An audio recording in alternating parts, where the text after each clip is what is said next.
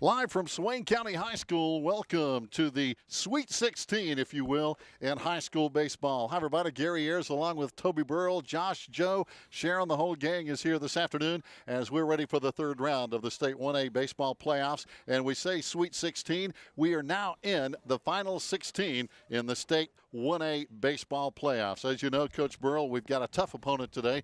Our Maroon Devils, of course, the home team and number 4 seed. We're taking on the number 5 seed, Union Academy from down in Monroe, North Carolina. Statistically, these two teams are so even. It's scary coming into this game. It should be a dandy game, and what an opportunity and what a venue for the Maroon Devils to have this thing here at Swain, have Union Academy come in here to play this game. Just a tremendous day of baseball. Thanks for joining us here on the network. If you couldn't be here in person, this is a great way to keep up with the Maroon Devils as they continue their dream season here under Coach Tyler Schuler, and it'll be their ace, Charlie Collins, on the mound to throw for the Maroon Devils. And leading off is going to be Seth Ballard for the Cardinals of Union Academy. His first pitch is fouled off. And by the way, Toby, we would be remiss if we didn't take a moment and recognize the loss today of one of our coaches, P. Dab Woodard. We understand was killed this morning in a terrible accident involving some logging and tree issues. He coached so many of these kids when they were younger, and we had a moment of silence for him before the game, and very much worthy, and he's going to be missed. Well, he also was a Maroon Devil himself. He played here Yes. on some very successful teams under Coach Steve Manley, and yeah, it's just a tragedy for our entire community. Oh, no doubt about it. Again, we regret the loss of P. Dab Woodard, a guy we all loved, and again, who coached many of these kids when they were younger. And here we go, back to live action with the pitch, and it's going to be up the middle, and that's going to be a base hit off the bat of Seth Ballard to lead things off for the Cardinals, and that's going to bring up Carter DeVore as he hits .288 with 19 hits on the year. Got 4 doubles, couple of triples, and 1 home run. So this sophomore DeVore has a pretty good stick, as I'm sure all the Cardinals do. Well, it's a wait-and-see situation here, Gary. Will the Cardinal coach, Grant Williams, will he elect to lay down a bunt here to move his man over to second in the top of the first and try to get a run against a very stingy Maroon Devil defense who, with Collins on the mound, are only giving up just barely right at 1 run a game earned. And so that's a big deal if you can get that man over to second. We talked about it last game.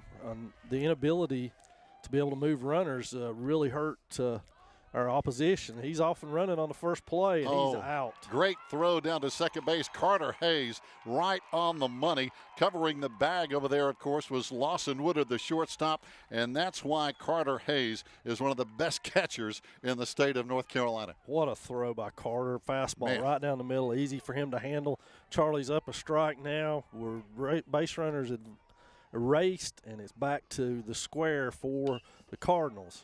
Carter DeVore, and there's a ground ball to the shortstop. 1 hopper over to first base, but it's going to be scooped up. Good play over there by Gabe Lillard. So again, the shortstop, Lawson, getting it done over to Gabe, who dug it out, and it's 2 outs now here on the top of the first inning, and batting is going to be Beckett Gurian, and Gurian on the season now for these Cardinals. One of their best sticks, .446 average, 3 triples, and he's only a freshman. Golly. No kidding. Intended stick. Yes, he leads the team in batting average at .446, and they have 2, stud freshmen, if you will. They have 8 seniors on this team. Much like the Maroon Devils, they have good senior leadership. 2 out, swing and a miss for a strike. And already Charlie Collins is having a pretty good first inning here, Toby, as he's now 0-2 with 2 down. I'd be remiss if I didn't work in there as the next first baseman. What a great pick over there by there's Lillard. a shot. That's going to be in the gap and get down. Cooper Hyatt gets it on 1 hop, gets it back in quickly to limit Gurian for a long single into right center field. And that's going to bring up Andrew Chandler now for these Cardinals of Union Academy. Their cleanup man on the season. Chandler, not a bad hitter. .324 average. Team leader in RBIs with 27 on the year. And he gets it done. And now how big was that play by Carter Hayes, Gary? Being able to throw that base runner out. That base runner's at second. He's scoring on that play, and the Cardinals are up 1-0. So a huge play. It's the little details that'll get you this far along in this season for both of these squads. So you know they're well-versed in being able to take care of details such as eliminating base runners, playing bunts, and so forth. So a good pitch there, and Charlie ahead 0-2 now to the four-hitter for the Cardinals. Yeah, second batter in a row. He's been ahead 0-2 with 2 down, 1 on. There's a high hopper right up the middle. Woodard tried to get a glove on it, bounced too high. It's going to go into center field, but holding down at second base now for the Cardinals is going to be Beckett Gurian. Just a bad hop there. Of course, a good hop if you're a Cardinal fan. Well, the reason for that hop is we have had no rain here appreciably at all, and the infield is just baked. There's a little bit of a film on the top that's sandy, but the majority of it is just like playing on a concrete parking lot, to be honest with you. Our field on the softball side is the same way, and they have not seen any water recently, and that's not a good thing for hops. Jeremiah Shine batting now, the number 5 hitter for Union Academy. Shine on the season, he's their other freshman, hitting .359, 26 runs scored, 26 RBI. Team leader with 7 doubles, team leader with 3 triples. And Shine is a good name for this kid because as a freshman, he's doing just that. Well, those 2 freshmen for them really make them go. They do. And not many teams have 2 freshmen like this. There's a ball that's going to be hitting and taking a bad hop over Carter Hayes. The runners will advance to second and third now with 2 out. Again, a case where the ground around home plate is so very hard. Carter got down good enough to smother that, but it bounced much higher than what he thought it was going to, mostly because of that hard turf, hard dirt. You can tell by the dust that's flying up every time the guys make a move that it's just powdery. And that one's in the dirt this time. Carter gets in front of it and smothers it. It's a 2-1 count now with 2 out, 2 on. In the top of the first, no score yet. Cardinals with their bats. Suddenly a big at bat here in this game. And there's a check swing. It's going to be going for a strike now. 2-2 the count. Shine again, the freshman. 6'1", 195-pounder. One of the team leaders with 11 stolen bases.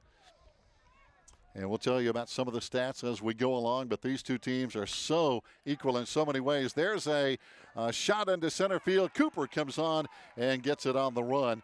But big inning there. The Cardinals leave 2 stranded coaches.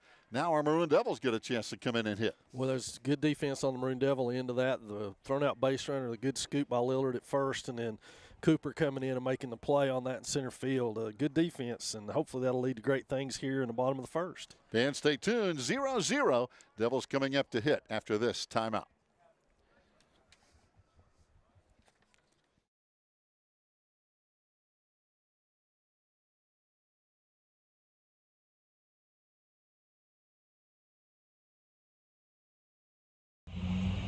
Hey Maroon Nation, my name is Erin Jenkins and I'm an alumni of Swain High and also the Maroon Devils Network.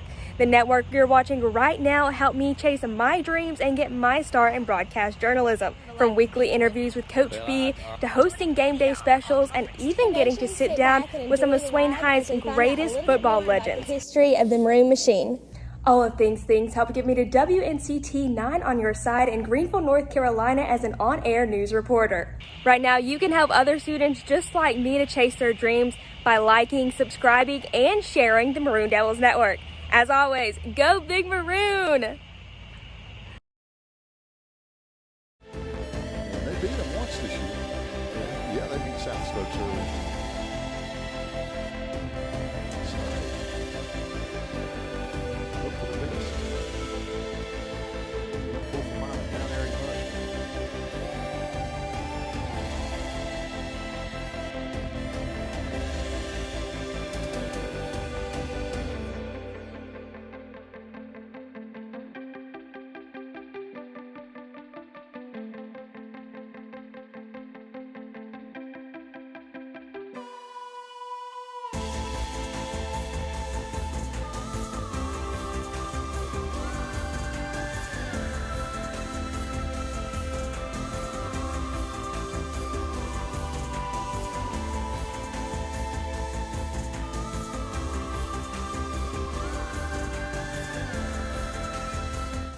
Fans, welcome back. Bottom of the first inning here in round number 3 of the State 1A playoffs here at Swain County High School. The Maroon Devils hosting the Cardinals of Union Academy, and our leadoff man is going to be Gabe Lillard, followed by Lawson Woodard, Carson Taylor. 1, 2, 3. A tough lineup for Garrett Brucky, the starting pitcher today for the Cardinals. And there's a shot right off the bat here, Toby, talking about, pardon the pun, but that's a base hit for Gabe Lillard, who has had a great season. Well, it's a great start to the bottom half of the first for the Maroon Devils as they answer back to the Union first, where they got their leadoff guy on. He was raced by a great throw from Carter Hayes, and now we'll see what Coach Tyler Schuler elects to do, if he's going to bunt with Lawson Woodard here to move Lillard over, or if Lillard will get a green light. And Lillard, of course, our team leader in stolen bases with 12. So he's got probably a green light to go just about any time, as we see Coach Tyler Schuler over at third base giving the signals. As again, Gabe very capable of taking off. 1-0 count just underway, bottom of the first. Pitch in just missing for a 2-0 count now. Talking about Brucky on the season for these Cardinals, he has been one of the workhorses in this lineup. 30 1/3 innings pitched. He is 3-3 on the year with 10 appearances, 35 strikeouts, 23 walks, giving up 22 hits, and he has a 3.00 ERA. That ball gets by. Lillard takes off for an easy base down to second as that one got through. A huge break for the Maroon Devils. Lawson didn't have to bunt him over. Gabe didn't have to risk being thrown out. A wild pitch there gets him over, and more importantly, Brucky is 3-0 on our number 2 hitter, Lawson Woodard, who moved up in that spot. Anybody who's followed us all year, that's Cameron Blankenship's normal spot. Cam scuffling a little bit, and Coach Schuler electing to move Woodard into the lineup for him tonight. Let's see how this pays off. Lawson with a 3-0. He's taking all the way, and it's a strike. So it's back to 3-1 for Brucky. Lawson having a good year, hitting .328, 13 RBIs, 20 hits on the year. He has scored 15 runs and a good base runner himself. 3-1 now, no out. In the dirt. In the dirt, that's ball 4. So now 2 on and no out. A great start for the Maroon Devils, and hey, a great hitter coming up in Carson Taylor. And we're going to get a little meeting on the mound, trying to settle Brucky down a little bit. And I was talking to their head coach over there, Toby, talking about Grant Williams, their head coach. He said, yeah, nobody's got Brucky's name right all year. So Well, good, we got it right. We got it right. But good staff over there. Grant Williams, the head coach, Zach Covington, an assistant, along with Justin Frazier.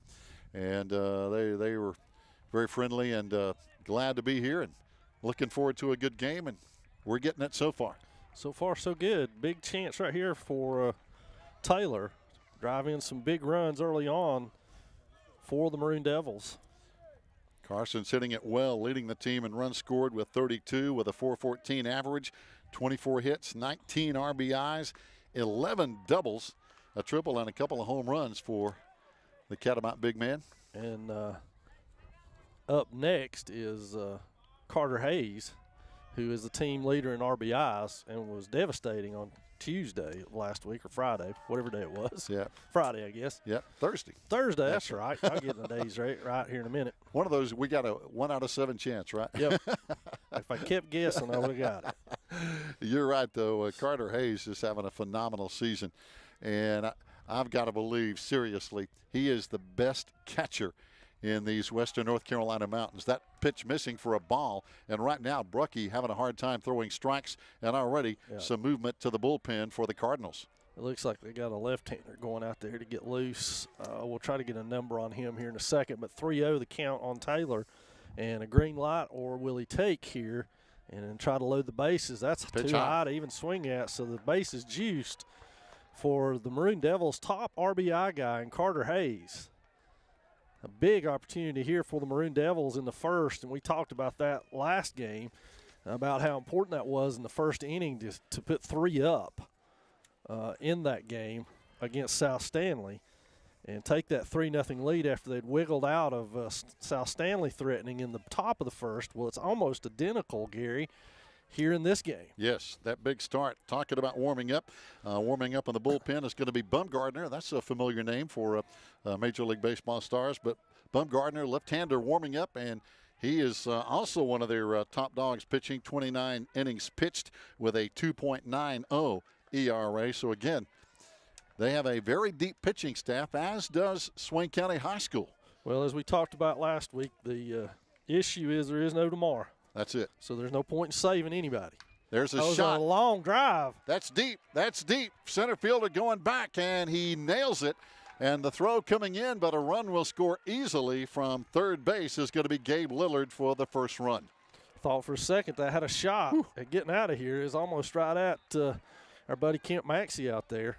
Yes, indeed. Seth Ballard, the center fielder, had to go almost to the fence, and he was looking right back into the sun, Toby. You could tell it was really bothering him. Well, now it'll be Will Jenkins with a chance to add to this Maroon Devil lead with only one out. Nobody else advanced on the fly ball but Lillard, who scored easily from third. And another miss in the strike zone. It looks like when he is hitting the strike zone, it's very hittable. He must be going right down the middle with it. With our new camera angle, you should be able to tell that at home. Checks the runner at second, trying to find that strike zone. There's a ball foul. No play on the first base side by Will Jenkins. Again, having a great year. .433 average, 26 hits, couple of doubles, 15 runs, and 18 RBIs for one of the 5 seniors on this outstanding team. Of course, as we mentioned, Union Academy with 8 seniors in their lineup. But those 2 impressive freshmen really balance things out for them. Yes, they do. Yes, they do. And both teams, as we mentioned, blessed with a very deep pitching staff. So this game is an outstanding matchup. Number 4 against number 5 seed. Swing and a miss. Quick 1-2 count now with 1 out. And 2 on for the Maroon Devils, who have a 1-0 lead now in the bottom of the first. I think this is the first time Brucky's been ahead of a batter in this bottom half of the first in the count. You're right. There's a shot, and it's right at shortstop. Everybody gets back, and everybody's safe. Boy, Carson Taylor had to dive headfirst into first base because he took off because it looked like it was going to go over the shortstop's head. It looked like it had a good enough trajectory right there to just float right over into the grass and give us a chance to score Woodard from second, but it didn't, and it almost turned into a double play for Union. So now it will be Collins, I believe, hitting here for himself with a chance to do some more damage and give himself another run to work with. Charlie, 7 hits, 4 RBIs on the season. Good athlete. Swing and a miss. Big cut at that, 0-1 with 2 down. The advantage at this point is Woodard and Taylor can get a little more aggressive lead with 2 outs and go on the pitch. Shortstop trying to keep the runner at second base close. Pitch missing. Opens up some holes for Charlie, though, between first and second and third and short. Yeah, big hole. With them pinching in on both of them pinching in that way. Trying to keep Lawson close. Lawson, of course, can run very well. Lawson on the season, 7 stolen bases. 1-2 the count now. Good breaking ball there for strike. Charlie took it. Now he's in a hole. Brookie kind of finding his groove here after a shaky start. Good crowd on hand today from both schools. Yes, indeed. Pitch high for a ball. 2-2 the count now with 2 out, 2 on. Beautiful day, too. High around 80 degrees. Plenty of blue sky and sunshine. Just a gorgeous day. Wouldn't it be great if all high school baseball and softball were played in weather like this? Yes. Yeah. Amen and amen. Joe Holt and Josh agree. We've been here on a couple of chilly days. Ooh, there's a call, 3rd strike. And that's going to leave a couple stranded. But we've played 1 full inning, Coach, and 1-0 lead. We're in for a good one. Well, it's good to get a scratch right there and get on the board at least, and now make them play catch up this way. We did that last week. It paid dividends. Let's see if we can make it pay again. Fans, stay tuned. More baseball coming up. 1 down, 1-0 Swain here on the Maroon Devils Network.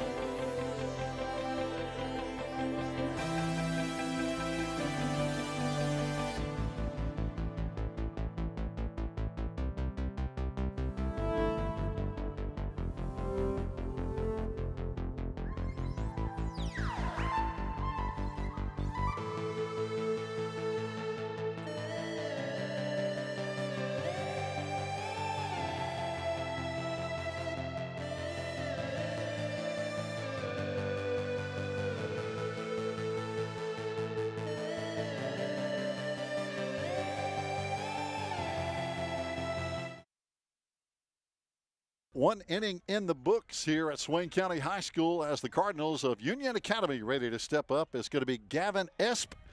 And I was talking to the coach. His last name is literally spelled ESP. If he had an N on there, he'd be home free. But Gavin Esp, their third baseman, hitting now on the top of the second. Nobody on, nobody out, of course, just getting underway on the season. Espit's 327 is what I got him down for. Yep, good hitter. Solid batting average for this team. 321 as a team, so they put it in play. They really do. Good hitting team. Esp with a couple of doubles, a home run. Only a sophomore. 22 runs scored, and they do score a lot of runs. They have scored on the season. As a matter of fact, they have 174 RBIs. We have 135 RBIs. There's a very high ball. It's going to be behind the plate into the Cardinal fan section. Unlike Major League Baseball, we hope to get the baseballs back. Yeah. You mentioned them scoring runs. They've scored 236 on the season. That's a ton for a 21-game season. You said it. And so it's the Maroon Devils' minuscule ERA versus this hitting attack. High hopper to Charlie on over to first base for an easy out, number one. And, you know, Coach, you were talking about that. The statistics between these two teams are just crazy close. Union Academy on the season averaging 9.7 runs per game. Our Maroon Devils averaging 9.6 runs per game.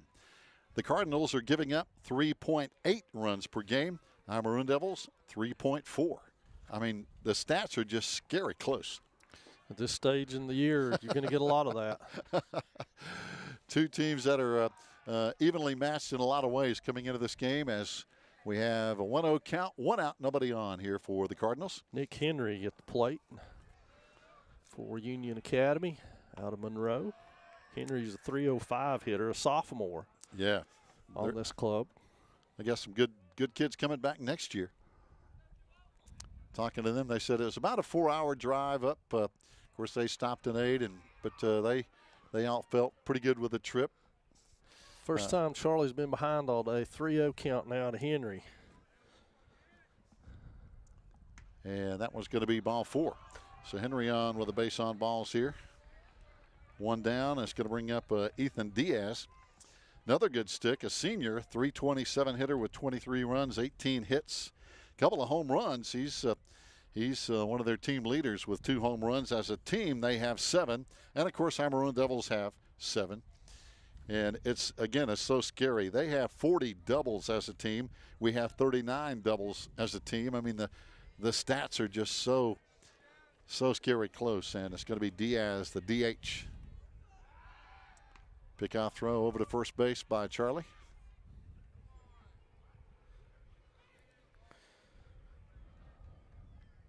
Check that. I believe that's going to be, get my binoculars just so I don't. There's a high foul ball. But at the plate, it is Ethan Diaz. On deck is going to be Dylan Sellers, their second baseman. The blue numbers on the blue jerseys are a little tough to read. They are, especially when you're kind of blind like me. It's. Well, I wasn't going to say that. That's it.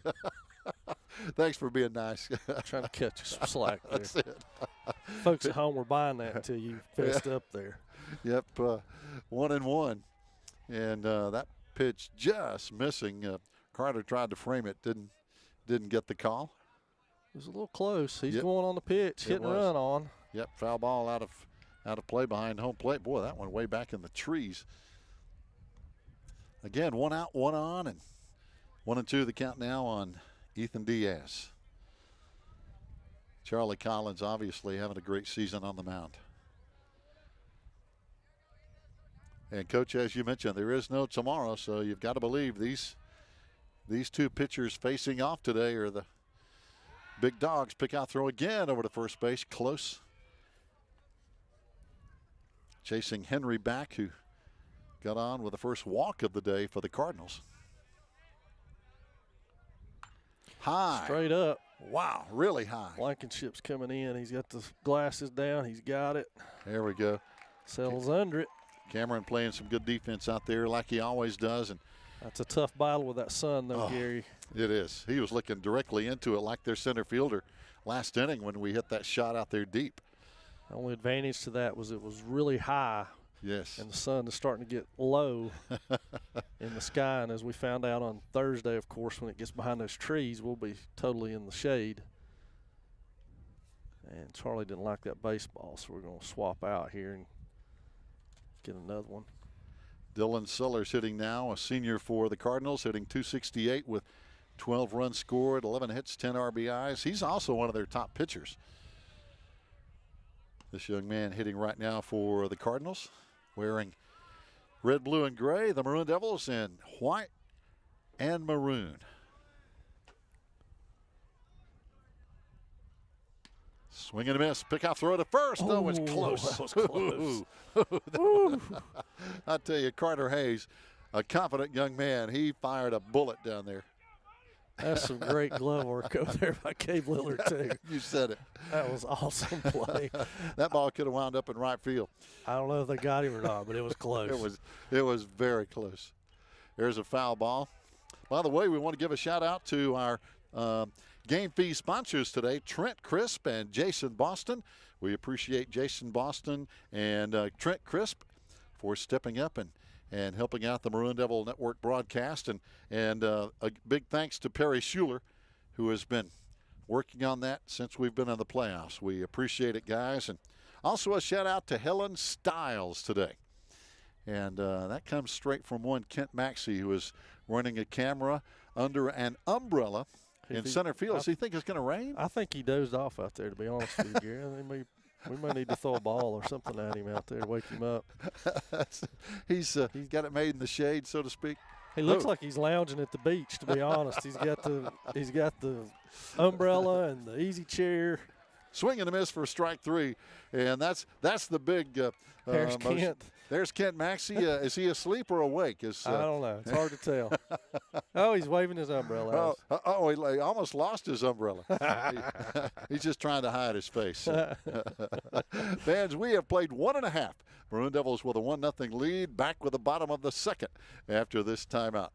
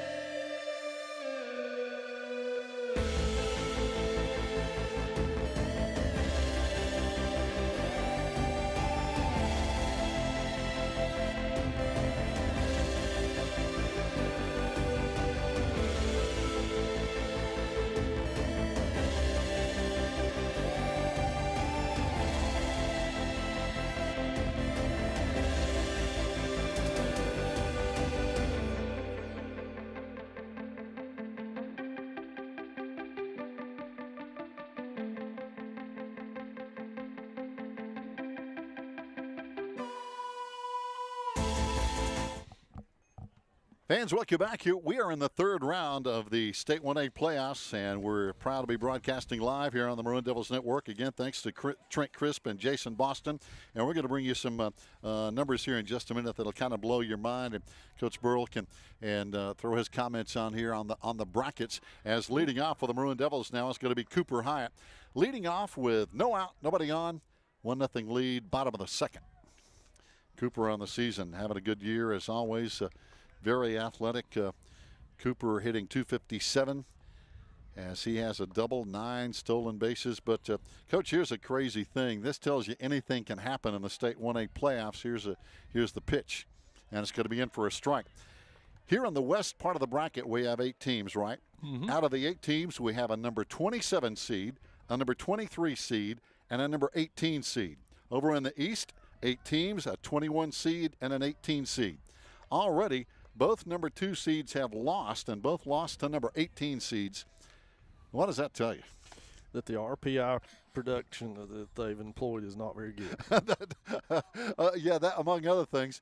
And there's a high foul ball, no play right against the fence. Good hustle over there by the Cardinals to try to get it. But it tells me that in these state 1A playoffs, anything can happen. Yeah, absolutely. Man. Of course, anytime you get in the playoffs, that's a given that just about anything can happen on any given day. And that's what you always tell your kids when you get ready to go into them is you're 0-0 just like everybody else right now. You got a clean slate, start of a whole new season for you. It's what you make of it. And so far so good for both of these teams in the playoffs. Yep. Swain, of course, number 4 seed. Union Academy, number 5 seed. Here's another Catch foul that, ball. Gary. That's going right over our head. Boy, that actually got a vehicle on the bounce, thank goodness. That was yours, wasn't it? That's no broken glass. We didn't hear any glass breaking. That's why I try to park as far away as I can because that happens. You thought. Yes, maybe not far enough away. Cooper hanging in there. There's a shot up the middle. It's going to be caught by the shortstop. Great play to first Nice base. play. What a good play by the shortstop for the Cardinals, Carter DeVore. I mean, he was almost on top of second base when he caught that. It's just easy. That was he has good range and, of course, with a good arm because Cooper can go. Yeah, he was able to plant that foot and fire that thing. So he had to take a little shuffle step to get his momentum going back the right direction and cost him a little bit in time, and he made up for it easily with his arm. Ronnie Griggs now batting for the Maroon Devils, and that pitch in the dirt for ball 1. Ronnie hitting 161 on the season with 5 hits, 4 RBIs on the year. But again, of course, the winner of this game will play the winner of Mount Airy and South Stokes. And, of course, both these teams are pulling for Mount Airy, and here's why. As Ronnie digs in with the pitch on the way. Pitch in the dirt, goes 2-0. Mount Airy is a number 8 seed playing number 2 seed South Stokes. That tells you the winner of this game, being a higher seed, if Mount Airy wins, would be playing at home. I like that. Yeah, we're pulling for the Granite Bears today against South Stokes. And, of course, Maroon Devils want to get a win. You got to win first. Boy, Brucky has settled in on painting that outside corner. He is really doing a number on it. These two batters in this inning for the Maroon Devils, both Hyatt and Griggs, have seen that fastball in the outer corner. Now, Griggs has seen 3 bounce up there to him so far in this. So whatever he's trying to throw with that pitch, he's not being very successful at getting it in the strike zone. And, boy, I tell you, both catchers have been on their money today. Andrew Chandler, of course, for the Cardinals. That pitch in the dirt, that's going to be ball 4. And Carter Hayes for the Maroon Devils. Both these catchers with that dust kind of boiling up, Coach, and the hard pan with the crazy bounce can make it a nightmare behind the plate. And you say, well, why didn't you put some water on it? Well, you could, but that would have been 2 hours ago, and it's gone by now. Exactly. So Ronnie Griggs on at first base. Reese Winchester, the batter. Reese, the second baseman, wearing number 4. Reese on the season, having a good year. No question. 294 stick, 12 runs, 10 hits, 9 RBIs, 3 doubles. And now the infield getting together to make sure everybody's on the same page. They're going to talk a little bunt coverage as they go in there. Is what they're going to do. Should Winchester decide to bunt this runner over, he's got a good stick, and him turning over to the top of the order is one of the things that makes the Maroon Devils offense so successful, is to be able to feed Lillard and Taylor at the top of that order. There's a shot into left center field. Center fielder goes over, loses his cap. But, again, both center fielders here today, Coach, have really good range, as the center fielder out there, Seth Ballard, with the catch. Good defense all the way around by those guys. Yeah. And our guys have done a tremendous job so far in this game playing defense. That was not an easy catch. No, it wasn't. Looking back into that sun. And a well-hit ball by Winchester. Just didn't get down, and now it'll be Lillard back to the top with Griggs over on first to see if we can get something going. Pickoff throw, and Gabe had a base hit first time up. And, of course, Gabe has had a lot of base hits this year, leading the team, 32 hits with his .444 average, 29 runs scored, leads the team in stolen bases. You can see the dust coming out of the catcher's glove on that 0-1 count. Also gave 3 home runs, 3 triples, so he has some pop in his bat, doesn't he? He does, and he scored the Maroon Devils' only run today in that first inning after his single. So Gabe, a run-scoring machine on the season, 29 runs. The team leader, Carson Taylor, with 32 runs, but you got guys like Gabe with 27, Cameron with Gabe with 29, Cameron with 27 runs scored. Guys who can get on base and score. Ground ball to the third baseman, knocks it down, goes to first, gets the out. And that's what he had to do. That's going to be the out 3 as we leave one stranded here in the bottom of the second inning. Fans, a lot of baseball coming up. We go to the third with the Maroon Devils on top, 1-0.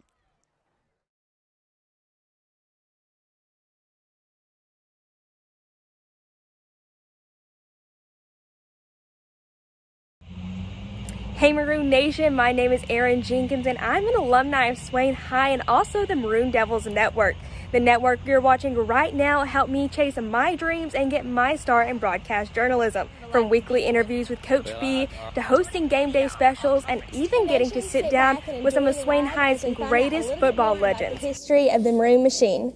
All of things helped get me to WNCT 9 on your side in Greenville, North Carolina as an on-air news reporter. Right now, you can help other students just like me to chase their dreams by liking, subscribing, and sharing the Maroon Devils Network. As always, go Big Maroon!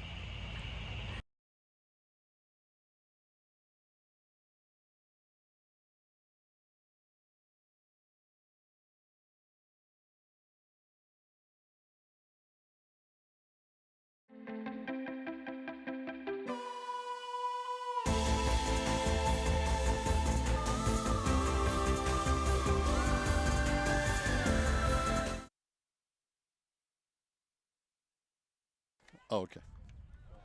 Fans, welcome back. We want to say thanks to Josh Gordon, Joe Holt, and Kent Maxey doing all the hard behind-the-scenes labor here this afternoon with the camera and technical work.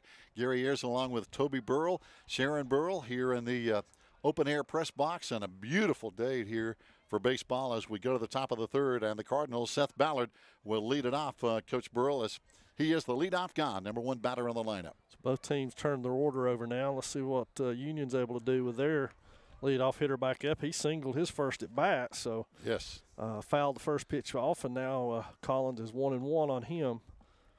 A good stick, hitting .394. Team leader in runs scored with 32. Team leader with 26 hits, 10 RBIs, 4 doubles, and he is a terror on the base paths with 25 stolen bases. That's a lot.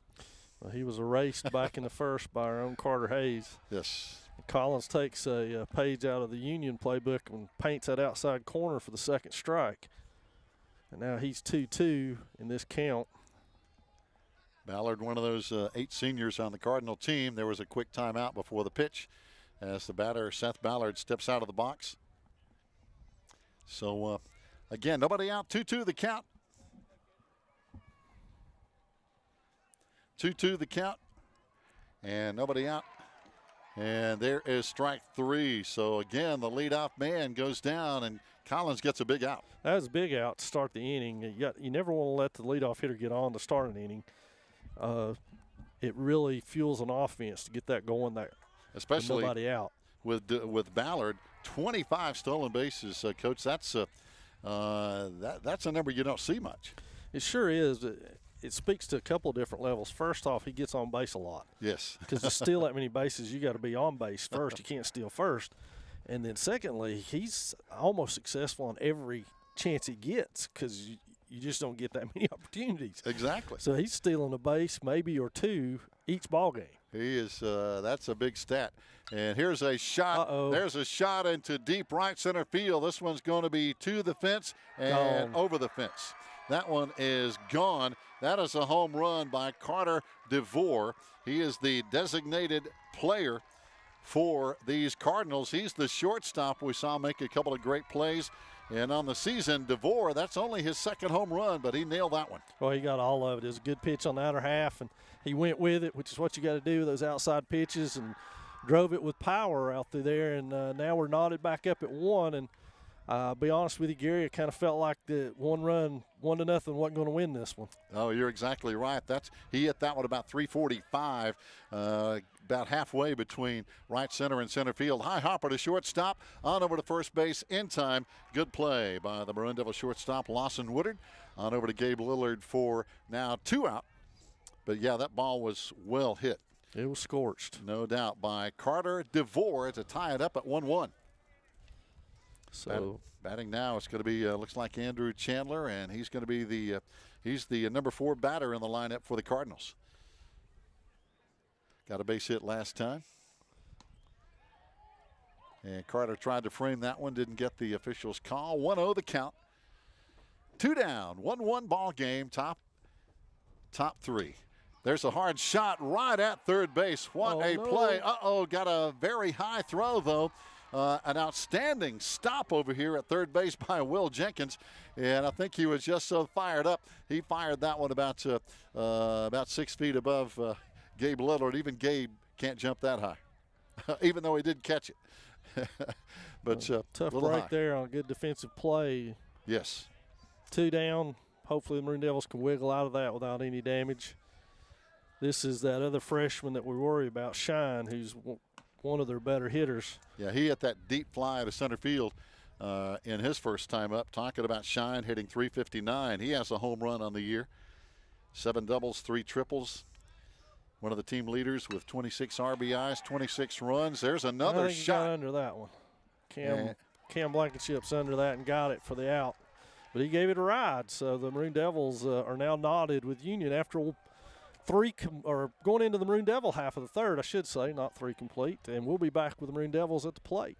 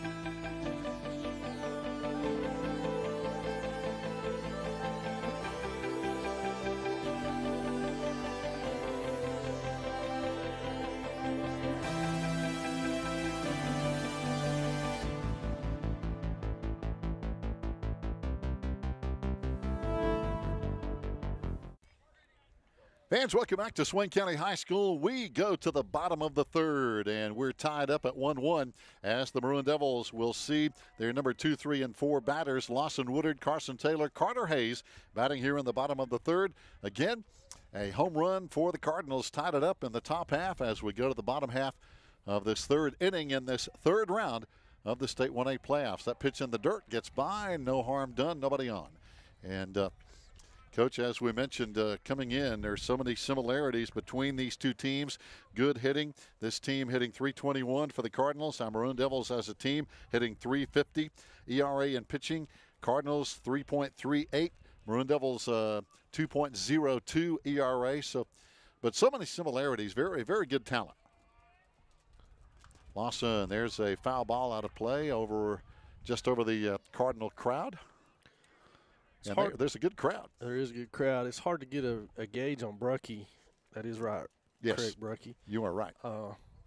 He'll throw 2 or 3 in the dirt, and then he'll throw 2 or 3 painting the outside corner that's really hard to hit. And so it's hard to get much of a gauge on him. He's working his catcher pretty hard back there. He just missed outside on that one, so now he's 3-1 on the leadoff hitter after you just tied things up. As a coach, that drives you nuts that your team – tied things back up for you, 1-1 now, and your pitcher goes back out in the next inning and goes 3-1 on the hitter, 4 there you go, walks the leadoff hitter. And that's second walk of the day for Lawson Woodard. for the Maroon Devils. Coach Williams is going to come out and have a word with him. Yes. There's some issues with a breaking pitch, I believe, because he kept motioning for him to get more on top of it to get it down. There's nobody warming in the Union bullpen, so this is Brucky's game still. They're not going to go to the mat, but has to be concerned for Williams because he now has the Maroon Devil leadoff man on with the two biggest RBI producers in the Swain lineup, Carson Taylor and Carter Hayes, coming up next. So that's got to be of concern to him in terms of the Maroon Devils being able to scratch after this. And I'm sure he's talking cases right now, but the biggest thing he wanted to do is settle his pitcher down. Yes. And now they're starting to scramble a little bit with the Bumgardner again. Bumgardner, yeah. He's the lefty. He warmed up a little bit early, and then Brucky settled down, and looks like he's going to move on back over to the bullpen, so to speak, and maybe throw a few more just to be ready. Well, it shouldn't take him long. Like we said, he's warmed up already an inning ago, I believe, or maybe it was the first that he got up and got busy. But, again, the concern is you got the two biggest RBI producers for the Maroon Devils coming up in Taylor and Hayes. So he's got to get settled in now. He doesn't need to be all over the place. He needs to be able to spot some pitches. Pitch inside, missing to Carson, who has 19 RBIs on the year with his 24 hits and 32 runs scored and hitting .414. And Carter Hayes, big numbers right behind him. This two tough hitters. Because you go 3-0 on one of these guys and decide you got to bring it down the middle to not walk them, it could end up out of the park, and it'd be a 3-1 ball game real easy. Yes. That's a good strike for him right there, is right at Taylor's knees and on the inner half. So let's see if he's got that back. Like I said, it just kind of morphs in and out. There's same spot, missed a little further inside though, and he'll miss a couple of pitches, and then he'll have pinpoint control. It's weird. 2-1 count now with no out, one on. Maroon Devils and Union Academy Cardinals all tied at 1-1. Carson Taylor, big stick. There's a hard shot. Got that one through. There's a base hit between first and second. And holding down at second is going to be Lawson Woodard. 2 on now with no out. And again, the big stick of Carter Hayes, the team leader with 33 RBIs, 28 hits, 11 runs. And here comes Brucky's Coach. Done for the day. It's going to be Bumgardner to face the lefty Hayes. Yep. Williams' his second visit. Coach Williams saw enough out of that long drive from Carter back in the first that brought home the run to not risk the chance of falling behind to Hayes and having him drill one.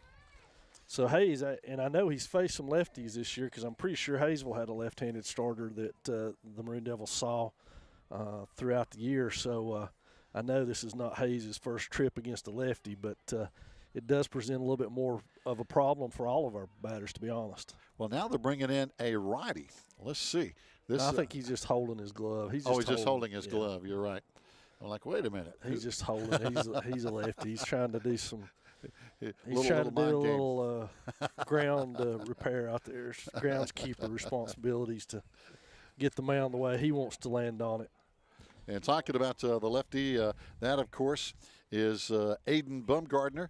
Bumgardner on the season with a 2.90 ERA, 3-2 on the year in 7 appearances. Some of his stats, Bumgardner has pitched 29 innings, giving up 22 hits. He has 28 strikeouts against 23 walks, 12 earned runs, 18 runs total scored against him on the season. But again, talking about Brucky and Bumgardner, they have been the two workhorses for the most part, Coach, in this season for the Cardinals, as they are 17-7, 7-3 in conference play. Well, Coach Williams, I'm sure, has done his homework. He knows the stats on Carter Hayes, and that's Bumgardner's job right now. Yes. Get Carter Hayes out and move on to the next one, because if you're looking at the Maroon Devils lineup, you don't want Hayes to be the one that beats you. You'd rather it be Will Jenkins after him. That's no knock against Will, but I'm just talking statistically speaking. If you're looking at him, Hayes is the one that you want to get out of this with. You don't want him to do any damage right here. So the answer for that for Union Academy is bringing in Aiden Bumgardner. And one thing about their pitching staff, they have 5 pitchers who can get it done. So this staff is really deep, much like the Maroon Devils. Yeah. So they're not afraid to bring in another guy because they've got the arms over there. And he may not pitch but an inning right here. Exactly. they don't have anybody warming her, I would say. He may not pitch, he may be this batter, but I feel certain if he does well here, they'll roll the dice and keep him in against the right-handers because, honestly, in high school 1A ball, you don't see that many left-handed pitchers. That's it. Carter Hayes at the plate, and again, Carter's stats, we've talked about it many times. Team leader in RBIs with 33. Team leader in doubles with 12. Has a couple of home runs, couple of triples. Team leader in batting average at .452 for the sophomore. And his catching ability is maybe even better. There we go. There's one in the dirt. Runners advance. There's a bad pitch that hit the dirt. And it just bounced over the catcher's head. Toby, no way he can make a play. Well, Bumgardner is a lanky-looking guy. He's only listed at 5'10", but he looks taller than that. But more importantly, he throws straight overhand, 12-6. And that was a 12-6 curveball that was short, and those 12-6 have a lot of top spin. When they hit, they're going to bounce and on this hard pan dirt. I'm telling you, it's a big difference maker. But the problem now for Union is that brings the infield in, Gary, so that they can make a play at home and gives Carter a few more holes in the infield to work with. They're going to back second and short up a hair, but first and third are going to stay in and try to go home if it's a ground ball and get lost. And if he goes, they're going to try to hold him there and get Hayes, but no out. No outs. Big bat right now. There's another one in the dirt, but this time Chandler blocks it. So far it's been breaking balls on the outer half, and he's not even come close to throwing Carter Hayes a strike at this point. And maybe that was the strategy all along. If you get second and third, go ahead and walk him. That's it. And then you have a force at any base. We'll see if they come back and throw him a strike right here. I would rather imagine Hayes may have a green light right here to hit if he gets a good pitch. 3-0 count. And that one misses in the dirt as well, so the bases are full. Nobody out, 1-1 ball game in the bottom of the third, and now batting, as you mentioned, Will Jenkins. And I tell you, Will Jenkins is no easy out, hitting .433. He's not at all. Man, .433, 26 hits, 15 runs, 18 RBIs. He's one of the team leaders in hits with 26. And he works now with the infield pulled in as well. And we got a courtesy runner coming in for Gavin. For Hayes, it'll be Gavin Lanning. And rustling down there already is the Union Academy bullpen, as they've got somebody hustling down to the bullpen to get loose. Jenkins will have the luxury of first and third being in, but they're going to play back in short and second for a double play up the middle and try to cut something off. So the Maroon Devils could score on a ground ball that direction. There's a foul ball. It's going to be, their first baseman hustling right against the fence, though, for no play.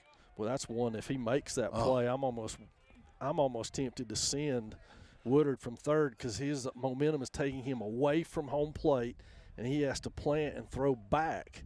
That would have been a really tough play. It's one as a coach you almost are glad that he didn't catch, even though you'd like to get the out. No kidding. That would have been a disaster. So Jenkins settles in with one strike. So the right-hander versus left-hander is working better from this side for Union Academy. Pitch high, missing for a ball. Jenkins a good RBI man too, so he's a threat in this situation. Maroon Devils really have something cooking right here, Gary. And Brian Holland, a right-hander, big 6'2" senior, warming up in the Cardinal bullpen. There's a foul ball out of play. As we mentioned, Coach Williams has the luxury of a deep bullpen. He's got 5 guys who have a lot of experience pitching, so not afraid to make a change. Just go with a hot hand. Whichever one's throwing and getting outs, you stick with them until they're not doing it anymore, and then you use somebody else. That's it. Who can get the job done? Another pitch missing. Now count runs 2-2, nobody out, bases loaded. Maroon Devils and good hitters count here for Will. Yes. You don't want to go 3-2 and risk walking around, so you can get a decent pitch. There's a shot. There's a base hit. That's caught. Nope, it's going to be you caught. You don't want to tag on him, I don't think. What an arm. What an arm in right field. You don't want to tag on him. Jeremiah Shine, the freshman, has a rocket. Man, that was a number one, a good catch, but his arm is impressive. Yeah, I'm not sure our television angles did that justice because honestly, Lawson wouldn't even have been halfway home by the time that ball got home. No, that was a cannon. And I'm sure the coaches watch those guys in warm-ups, said, hey, don't run on the right fielder. Yeah, we do. We watch them. I promise. Yes. That's what it's all about. Taking a big lead now with one out. Lawson Woodard, who is at third base. And at the plate for the Maroon Devils, is that Charlie Collins hitting? It is Charlie. I'm looking into the sun a little bit too here, Coach. It is Charlie, and it is a situation worth noting that a pass ball, wild pitch right here scores Woodard, and that has been Bumgardner's forte there against the lefty, and there's 2-0 on Collins. Yep, just missing with that to one. open this up. Base is still loaded with one out. So strike zone moving around just a little bit for Union Academy's pitchers thus far on Bruckey and Bumgardner. And again, got a man warming up a little bit in the bullpen for the Cardinals. Swing and a miss. Big cut. Still 2-1. Good count. Yep, no problem. Nothing hurt by that. If you're 2-0, that's not a bad swing to see. It's an aggressive swing up in the zone trying to hit something hard somewhere. That's it. He can go do that again here with 2-1 count and not hurt anything. And he did. Yep, big swing. 2-2. So now he's got to settle back and look to make contact at this point with 2-2 and runners in scoring position. Bases loaded, one down. You're just looking to go with the pitch here wherever it's at and try to get something in play to do some damage. And a swing and a miss for strike three. So big pitch by Bumgardner. That was big pitch indeed. It'll be up to Hyatt here. Yeah, Cooper hitting with two out, bases loaded. Maroon Devils golden opportunity here with a 1-1 ball game. And again, Cooper on the season for the Maroon Devils, hitting .257, 10 runs scored, 9 hits, has a double, good base runner too. So, and again, a big opportunity here to try to take the lead. Bases loaded, Lawson big. Swing and a miss. Again, big thanks to Jason Boston and Trent Crisp as they are coming up with a broadcast fee here on the Maroon Devils Network. Thank you, gentlemen. Pitch in, just missing outside. I thought the ump was going to call that one a strike, but it's 1-1. We haven't seen a big strike zone here today, Coach. I don't think. No, it looks like it's been pretty consistent. I haven't seen either catcher or pitcher get aggravated at all. You're right. And not a whole lot of fan noise, if you will, against the man in blue. So Cooper back ahead in this count 2-1 here. Maroon Devils, this golden opportunity right here in front of them. Really need to, if at all possible, push a run across right here. There's a foul ball, making it 2-2. Again, bases loaded. And the catcher has got to be so much on his toes if that ball bounces in. Well, I tell you, Gary, they've gone from early in Bumgardner coming in this thing throwing low pitches to just going up in the zone, and he's been very effective in the last two hitters going up. There he went again, just missed. Yeah. Oh, boy, 3-2. Oh, no, check that. Yeah, 3-2, full count with 2 out. Full count now, so runners can get a head start. They can be moving, which is an advantage for the Maroon Devils. If Cooper gets something in play, it could score Taylor from second. And there's a walk. There's a ball 4. Walks in a run, and that was close. That was very close, and they've gotten that pitch some tonight. So he must have just missed a couple of inches off. Yeah, because that ump has been very consistent with that outside strike all day today, and they have benefited from it in the first 2 innings. So this time it bites them a little bit as the left-hander is not able to get that outside corner. And now it'll be Ronnie Griggs with a chance again to pad this Maroon Devil lead even more. There's a shot, but it's right at second. Going to go to first and get the out. So the Maroon Devils leave 3, but the lead goes back to the guys in maroon and white. It's 2-1 after 4 innings here at Swain County High School. We'll be back here in the 3rd round of the State 1A Playoffs here on the Maroon Devils Network.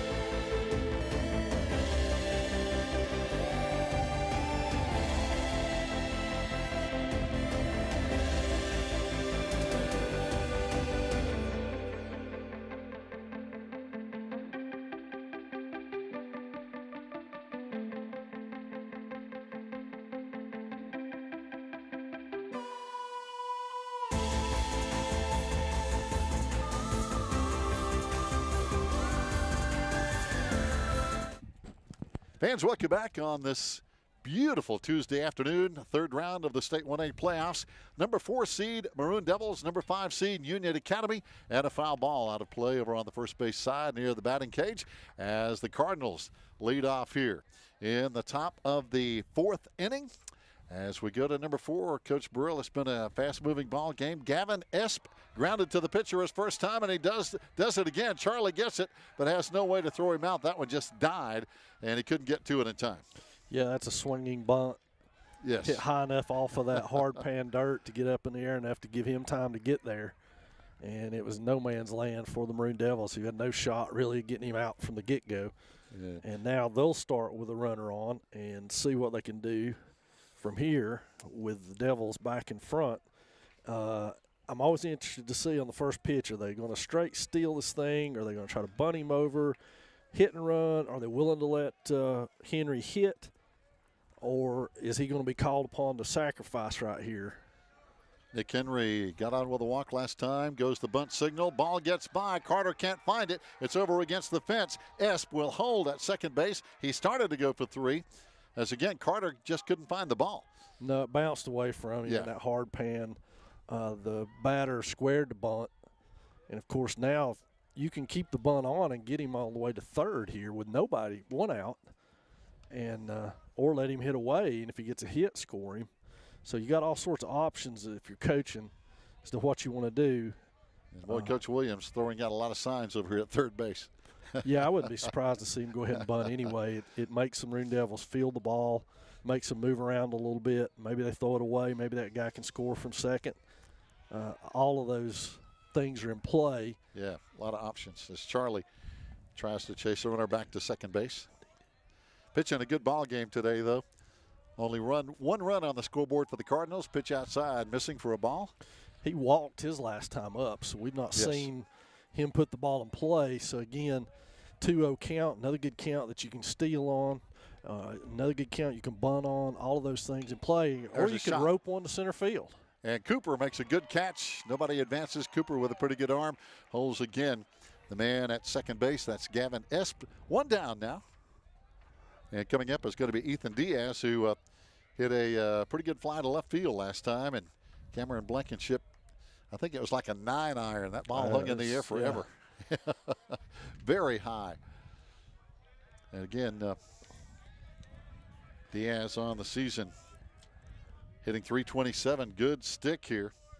Again, runner on second. That's always a luxury to have. You'd love to have him at third, but you can score him from there on a base hit. You can, do all sorts of things. So the key for them is Diaz putting the ball in play right here. And he does that. That's a base hit. That's going to score him from second because it's in gap. Yeah, that's going to go to the fence. Run is going to score. Diaz is going to wind up easily at second with a stand-up double. And, yeah, he hit the gap on that one, Coach, and there's just not much you can do to hold that to a single. And that's what you want to have happen if you're Union Academy is get that thing in a gap and get your guy running from second. He can score easily. That's why you don't have to move him to third to be able to get him in. And now the best part for Union Academy is they're in the same boat. They do the same thing. Look for something in the gap here from Chandler, I believe it is. Yep, Sellers. Oh, was it Sellers? Yep, he struck out last time. The 3 looks like an 8, so it does. It is a 3. The numbers are tough against that blue uniform. There's a bunt, and it's a perfect bunt. Nobody's on first. Nope. And just a perfect bunt now, and now the Cardinals with runners at the corners. And that's why you do that. Yes. Because you got to feel the ball. And have they talked about their bunt coverages? Who's covering first? Is the first baseman coming or staying? And as you said, the guy struck out last at bat, so why not have him put the ball in play? That's it. He did just that, and now the runners at the corners with only 1 out and a 2-2 ball game. Now top of the lineup, and Seth Ballard, who got a hit and struck out in 2 times. Again, Ballard's the guy that gets on base for the Cardinals. Showed bunt. Now backs off for a 1-0 count. Not a bad play. No. First and third right here. You could send him from first, roll the dice. No doubt. Get that guy going home at the same moment, or put this ball in play, see if they throw to first. And big swing. And get your guy home from third on a safety squeeze. And Ballard can do it all. Again, good hitter, .394 average, team leader with 32 runs scored, team leader with 26 hits, 4 doubles, a triple, and an amazing base stealer. He's gone. Yep. No throw. Yep. Slides into second base. So now runners in scoring position with another good base hit. Yeah, you get 2 for the price of 1 now, and the double play is off. So the Maroon Devils are back in the middle. They will concede a run if this is hit, and a great pitch by Charlie to get out of that. Good breaking ball. Well done. Yes, sir. That was a big-time pitch by Charlie Collins to get out of that at bat. And now they face DeVore, the home run man. Oh, he hit a home run last time. That's right. He crushed it. So not out of the woods, but, you know, the good part about it is you got first base open if you have to. You don't want to. That's it. 2 out. Now, DeVore hit into a double play his first trip, but last time he crushed one over to right center field over into the highway over there. Yes, I venture to guess you won't see that pitch again. No. DeVore, good stick, obviously. Runners at second and third now, 2 out. Pitch low. Carter does a good job keeping it in front of him, and as catchers like to say, they smother that ball in the dust. You can see the dust still flying around. It's just that time of the year. Oh, good pitch. Got him. Framed that one. Carter Hayes behind the plate. That was up at the letters. Oh, boy. 2-1 count, 2 out. 2 on for the Cardinals. Pitch high for a ball, 3-1 now. Go a little bit higher after getting that high strike. I thought we had 2 strikes, but I guess it's 3-1. 3-1, and again, DeVore, the shortstop for the Cardinals, again, who smacked a solo home run last time. Pitch high, ball 4, bases loaded. So that is something we haven't seen a lot of today from Charlie Collins. I think that's only the second walk on the afternoon, and now Coach Tyler Schuler going to talk to him a little bit. Nobody warming up, so he's going to stay in as the bases are loaded now for the Cardinals. And a big at bat here, Coach Burrell. 2 out with a 2-2 ball game. This is a big at bat from Beckett Gurian, and Gurian on the season is their best hitter. He's the freshman with a .446 average and 3 triples, 4 doubles for the Cardinal freshman. Yeah, you gotta worry about that. No doubt. Loading them up for him. The benefit is you got 2 outs. You got to play anywhere. And this was a calming visit by Coach Tyler Schuler, just to try to calm the guys down just a little bit, make sure they keep their head about them. 1 out, we're out of this thing. Nobody's hurt. That's it. Let's just get this out. Get the out. Nice breaking ball, off-speed pitch right down the middle on the first pitch to see if he's going to be aggressive as a freshman and take a rip at that first one. If he had, he'd been way out in front of it. Good, smart pitch call right there. Let's see what Collins comes back with. It's another breaking ball off speed. 1-1 the count now to the team batting leader for the Cardinals and Beckett Gurian. Again, only a freshman, 5'11", 180-pounder. Strong hitter at .446 batting average. Pitch just missing. I mean, tried to paint just the inside corner and just missed it. 2-1 the count with 2 out. Again, the Cardinals with the bases loaded. If you're listening in from Monroe, North Carolina, big inning for the Cardinals here. There's a foul ball, much like the Maroon Devils had last inning with the bases loaded. Yeah, that was a big cut right there. He just missed it. So 2-2 with 2 outs, score 2-2. Looks like 2s are wild on the scoreboard. That's it, deuces wild. Charlie Collins, the Maroon Devil ace. There's a high foul ball. That is in play. Will is over here, and he drops it in foul territory. Tough break, Will Jenkins. It hung in the air so long. Yeah, those are tough to catch, man. I'm telling you, that's tough. Yeah, and he's got a little son he was looking at, too. I think I would rather have a line drive hit right at me than have to field that ball. Oh, they hang in the air so long. And the thing people don't realize who are not playing is it's got so much backspin on it that it just keeps moving on you. Here we go. 2-strike count, runs full, 3-2 with the bases loaded and 2 out. Big payoff pitch coming here. Much, again, like the Maroon Devils had in the bottom half of the third.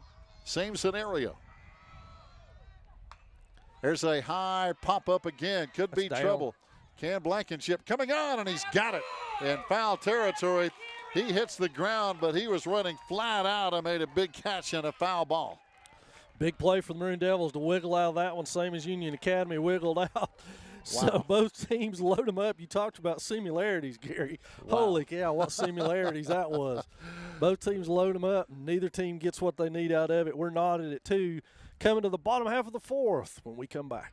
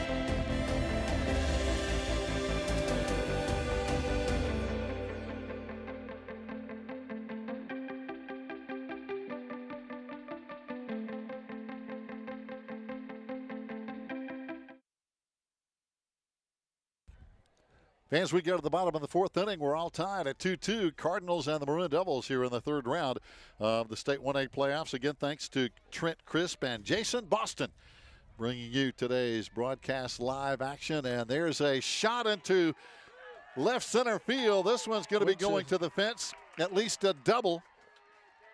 As the Maroon Devils come out of the gate on the first pitch, Coach Burrell. And that's the way you want to start an inning. Reese Winchester narrowly missed that his first at bat. He got it a little too close to the center fielder that first time. Yep. This time he got it farther over to left, split them, and now has a double. Maroon Devils cooking again with the top of the order coming up, Gary, but honestly, we can't afford to have too many more innings where we get runners in scoring position and don't get them home. No doubt. Both teams, I'm sure, regretting the runners left on base. Both teams with the bases loaded. There's a shot into left field. This one is going to be to the wall on 2 hops. The run will score. And rolling into second base is Gabe Lillard, who has had a phenomenal season for Swain High. Huge hit by Lillard. That ball was scorched over the left fielder's head. Yes, it was. 2 hops into the fence. And just kind of like Reese Winchester did before him. So, wow, 2 big doubles back to back. Winchester had to hold up to make sure it wasn't caught, but he was still able to score. And so the Maroon Devils retake the lead here. They still have nobody out. Lawson Woodard up with Lillard off second. And, again, speed on the base paths for the Maroon Devils paying dividends. Oh, no doubt. Gabe Lillard talking about speed, the team leader with 12 stolen bases. Lawson Woodard right behind him hitting now with 7 stolen bases. And Lawson having a good year hitting .328.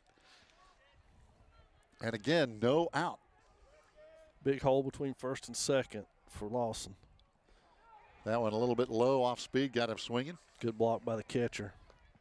That could have easily been a pass ball. Yes. So Woodard in a deep hole, 0-2 right here. I doubt he's going to see much of anything straight anywhere near the strike zone. Bumgardner has been tough to hit. There's a shot. I say tough to hit. There's a shot into right center field. Right fielder has it. He has a gun. 1 hopper into second base, but the run scores, and the Maroon Devils with a 4-2 lead. That was a great at bat right there by Lawson Woodard. He took that pitch on the outside half and drove it to right field.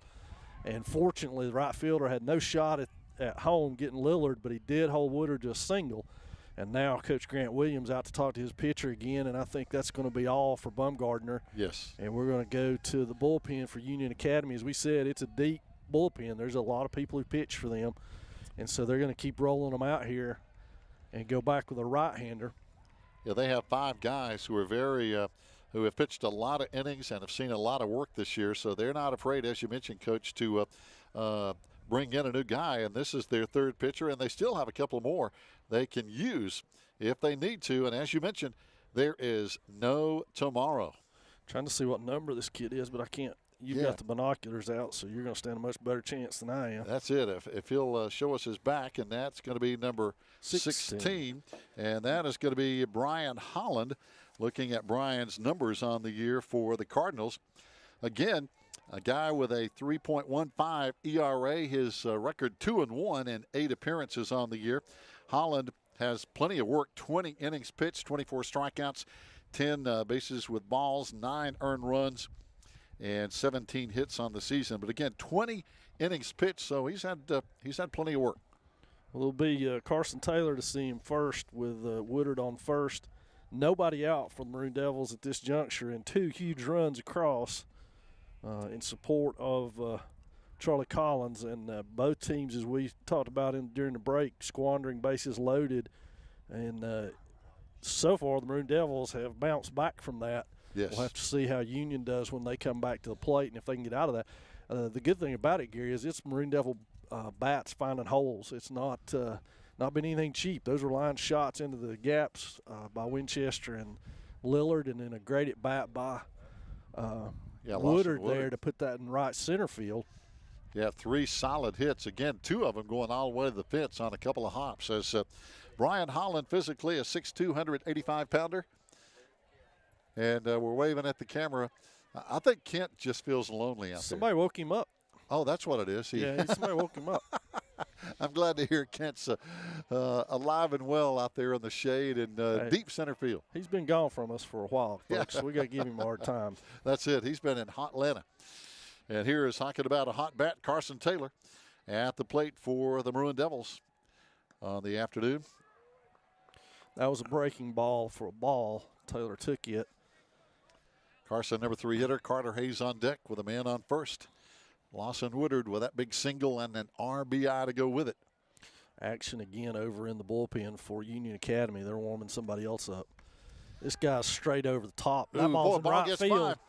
So Woodard's going to get to second, but that's it. Yep. Yeah, that right fielder has a rocket, but it definitely was in the dirt. The throw from the catcher on the pickoff play at first couldn't come up with it. And it does look a lot like Holland comes over the top, that 12-6 look from the right-hander, probably meaning he throws a few more breaking balls than he does fastballs right here, and that may be the reason he's in the game, is to try to get a different look, a different feel, a different release point to cool these Maroon Devil bats down with Taylor and Hayes coming up. And Holland, a big guy, 6'2", 185-pound senior. And he likes to bring it. He likes it kind of comes, the fastball kind of he's coming straight downhill on it. Yeah. Catcher with another good stop on that. Both catchers worked their butts off today. They've done a tremendous job back behind the plate. They have. Again, Chandler for the Cardinals and Carter Hayes for the Maroon Devils. Both guys doing a heck of a job behind the plate. 3-0 count to Carson Taylor. Make it 4. In the dirt again. Bouncing in, so that's going to be ball 4. So runners at first and second. Still nobody out now. And Carson got a base hit last time, and right now it's going to be Carter Hayes. Carter, again, just a phenomenal year offensively and defensively. Fly to center field his first time up. That was deep enough to score Gabe Lillard with the first run. I thought at first, we both did, that it was out when he hit it. He did. He nailed it. So now he gets to bat. Well, first and third.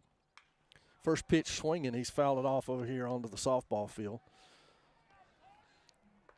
So again, the winner of this game will play the winner between South Stokes, the number 2 seed, and number 8 seed Mount Airy. And the winner of this game, if Mount Airy wins, the winner of this game would be at home, either Thursday or Friday, whenever they want to get together and play. But if South Stokes wins, South Stokes will be at home no matter who wins this game. South Stokes just down there north of Winston-Salem. There's a shot into left field. It's going to be foul, and it's going to be out of play. But, boy, their left fielder is quick as well. Over there already to the fence was Nick Henry getting after it. And still, well, the sun is almost gone. The left fielders are like, hurry up and go away, because they still have a little bit of sun out there, as we see Henry hold his arm up to try to shield the sun out of his face.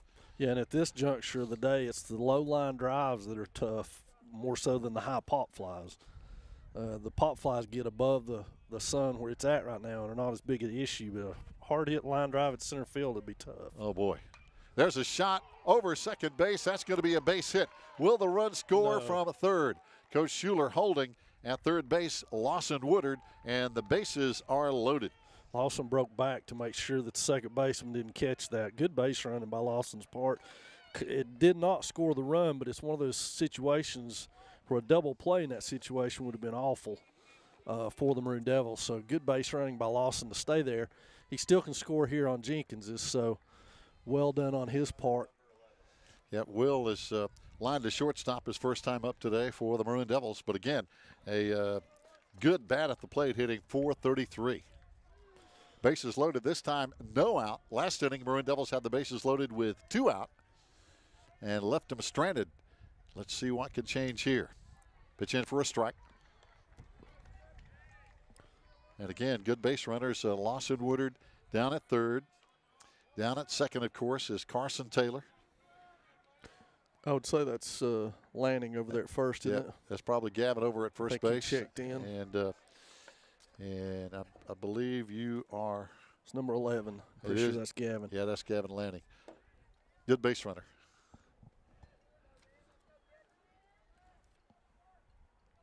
Will hanging in there. There's a shot between shortstop and third. Base hit. 1 run will score. Carson now holding at third. After, for a moment there, Coach Schuler gave him the go signal, but then the ball got brought in quickly, and he held him up at third base. So the run is in, and the bases are still loaded, no out. Get all you can, guys. That's it. Will Jenkins with a big base hit and a big RBI, as Charlie Collins is going to be batting now for the Maroon Devils. Charlie doing a good job against the number 5 seed Union Academy Cardinals from Monroe, North Carolina, just outside Charlotte. Pitch in for a ball. And again, bases still loaded.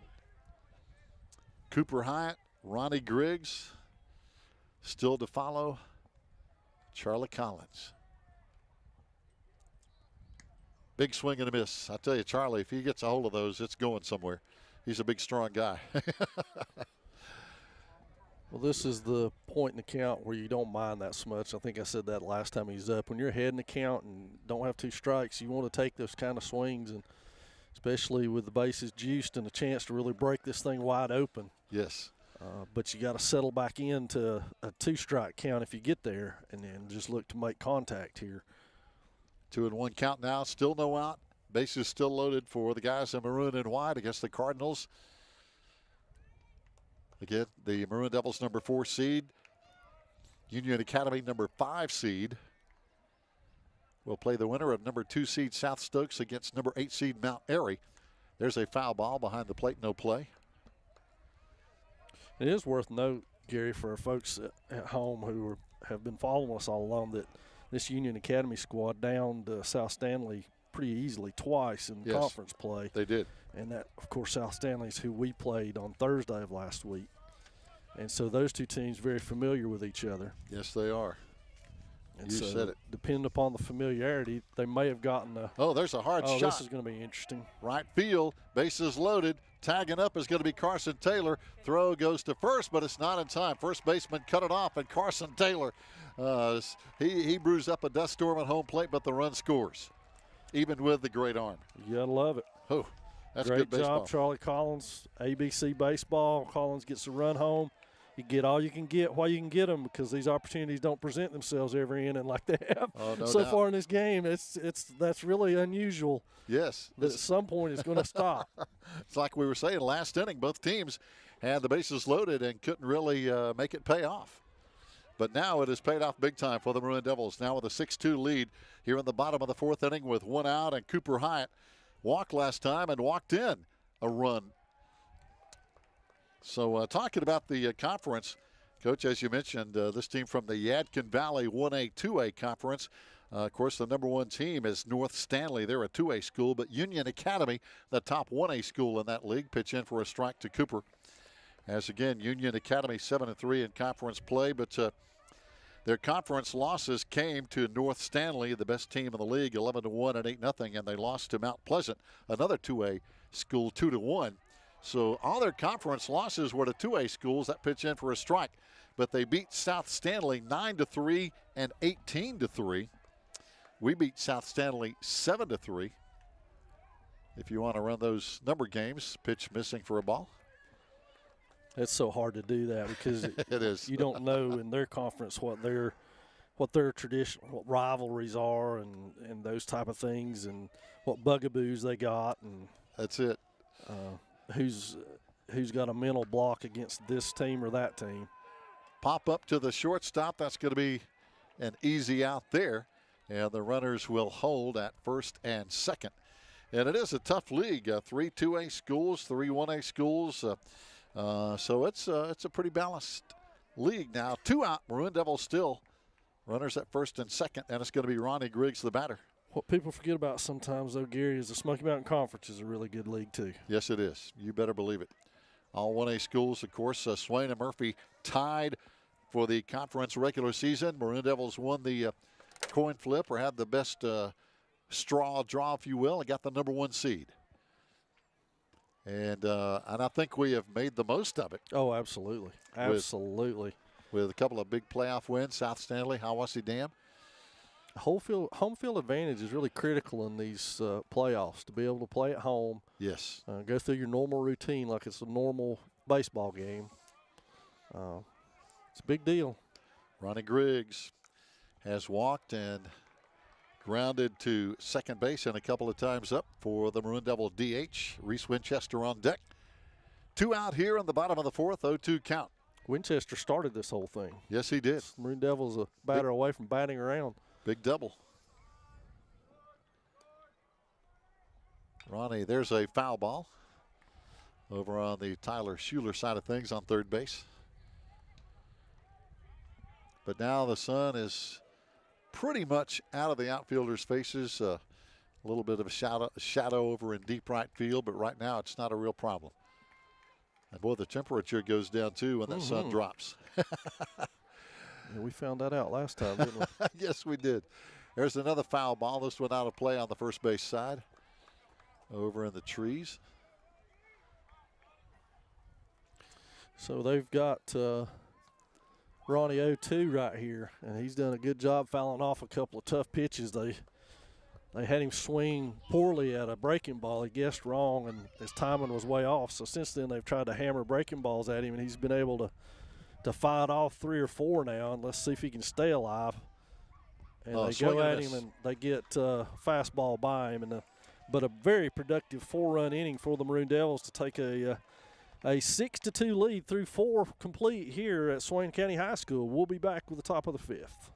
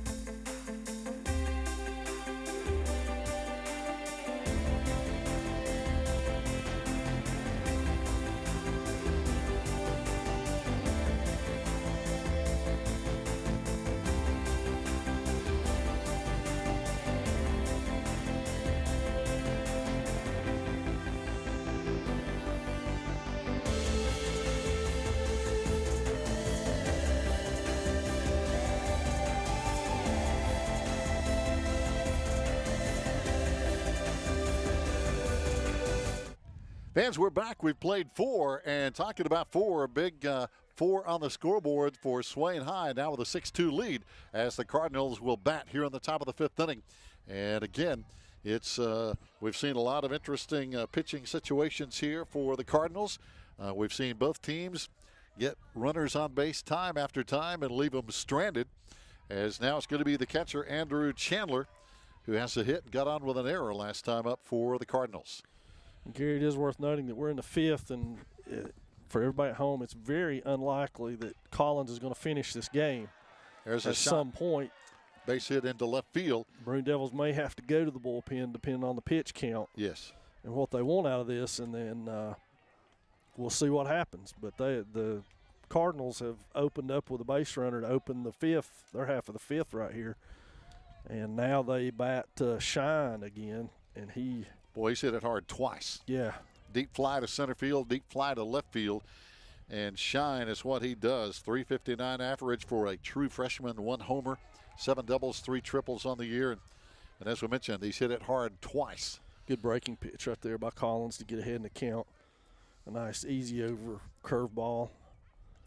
And Swain took it, expecting fastball. Pick out throw to first. And boy, good scoop over there by Gabe Lillard on the pick out throw from Carter Hayes. Boy, it's so good as a catcher to know that you can trust that first baseman to come up with that play. And as a coach as well, you don't want to execute that unless you know your first baseman's going to get down there and get dirty with it. Here's a high foul ball behind the plate, out of play. Because you're right, Coach. We saw that earlier where the Cardinals had one get away at first base. Yeah, exactly. That's a high risk, high reward type play. Yes. And the risk is almost greater than the reward in a lot of cases because it put our guy in scoring position. It would have put their guy in scoring position if that ball is in the right field.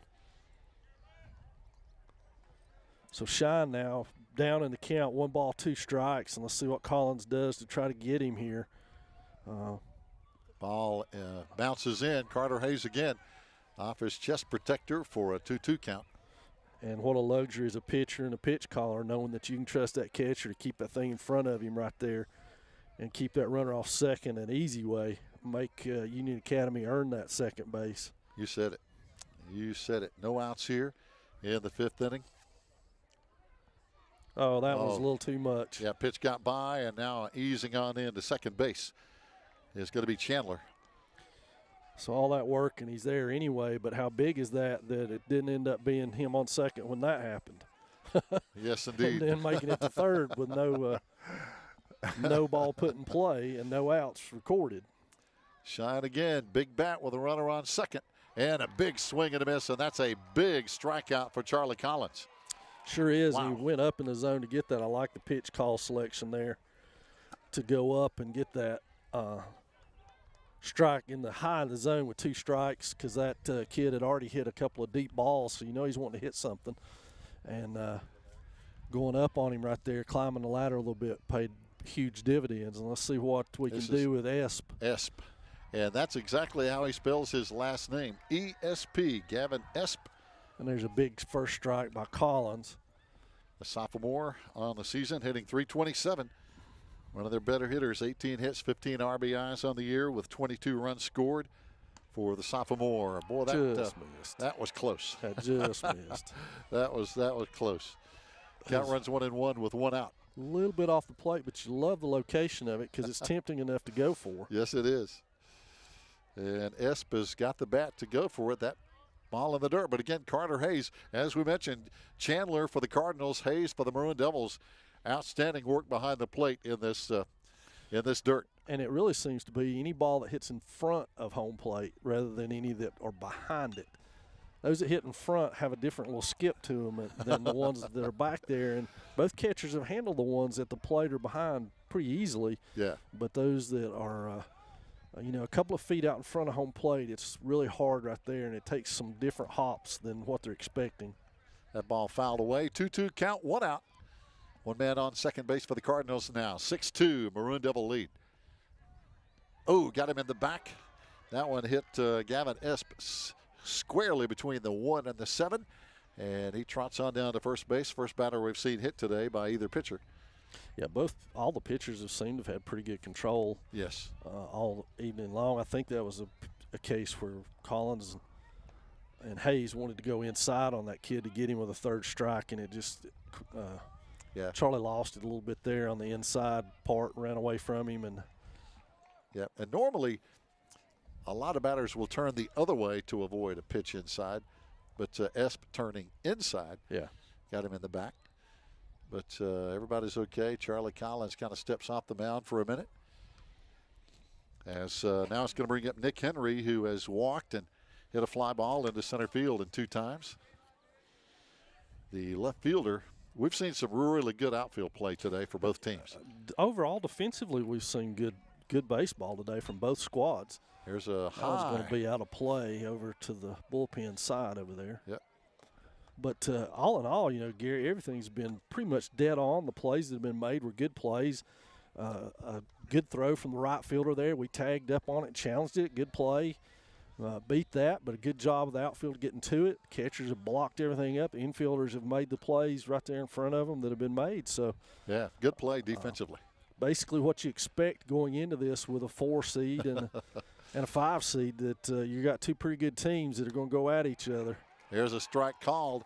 1-2 now with 1 out. Charlie Collins getting ahead of the batter. And again, that was success up in the zone. Again, Nick Henry, the hitter for the Cardinals. Pitch high for a ball. So he goes a little higher, trying to get a swing. Henry, a solid bat, 305 average, 19 runs, 3 doubles, a couple of home runs. So he has some pop on his stick. Well, we don't want to see any of that right now. No, we've seen 1 already. That's enough. Charlie steps off the mound as Henry steps out of the box.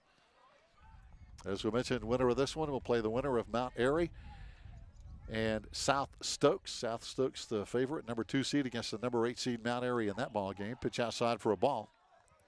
That's why this one's a tough one, number 4 against number 5 seed. But the Maroon Devils with a 4-run lead at 6-2 here in the top of the 5th.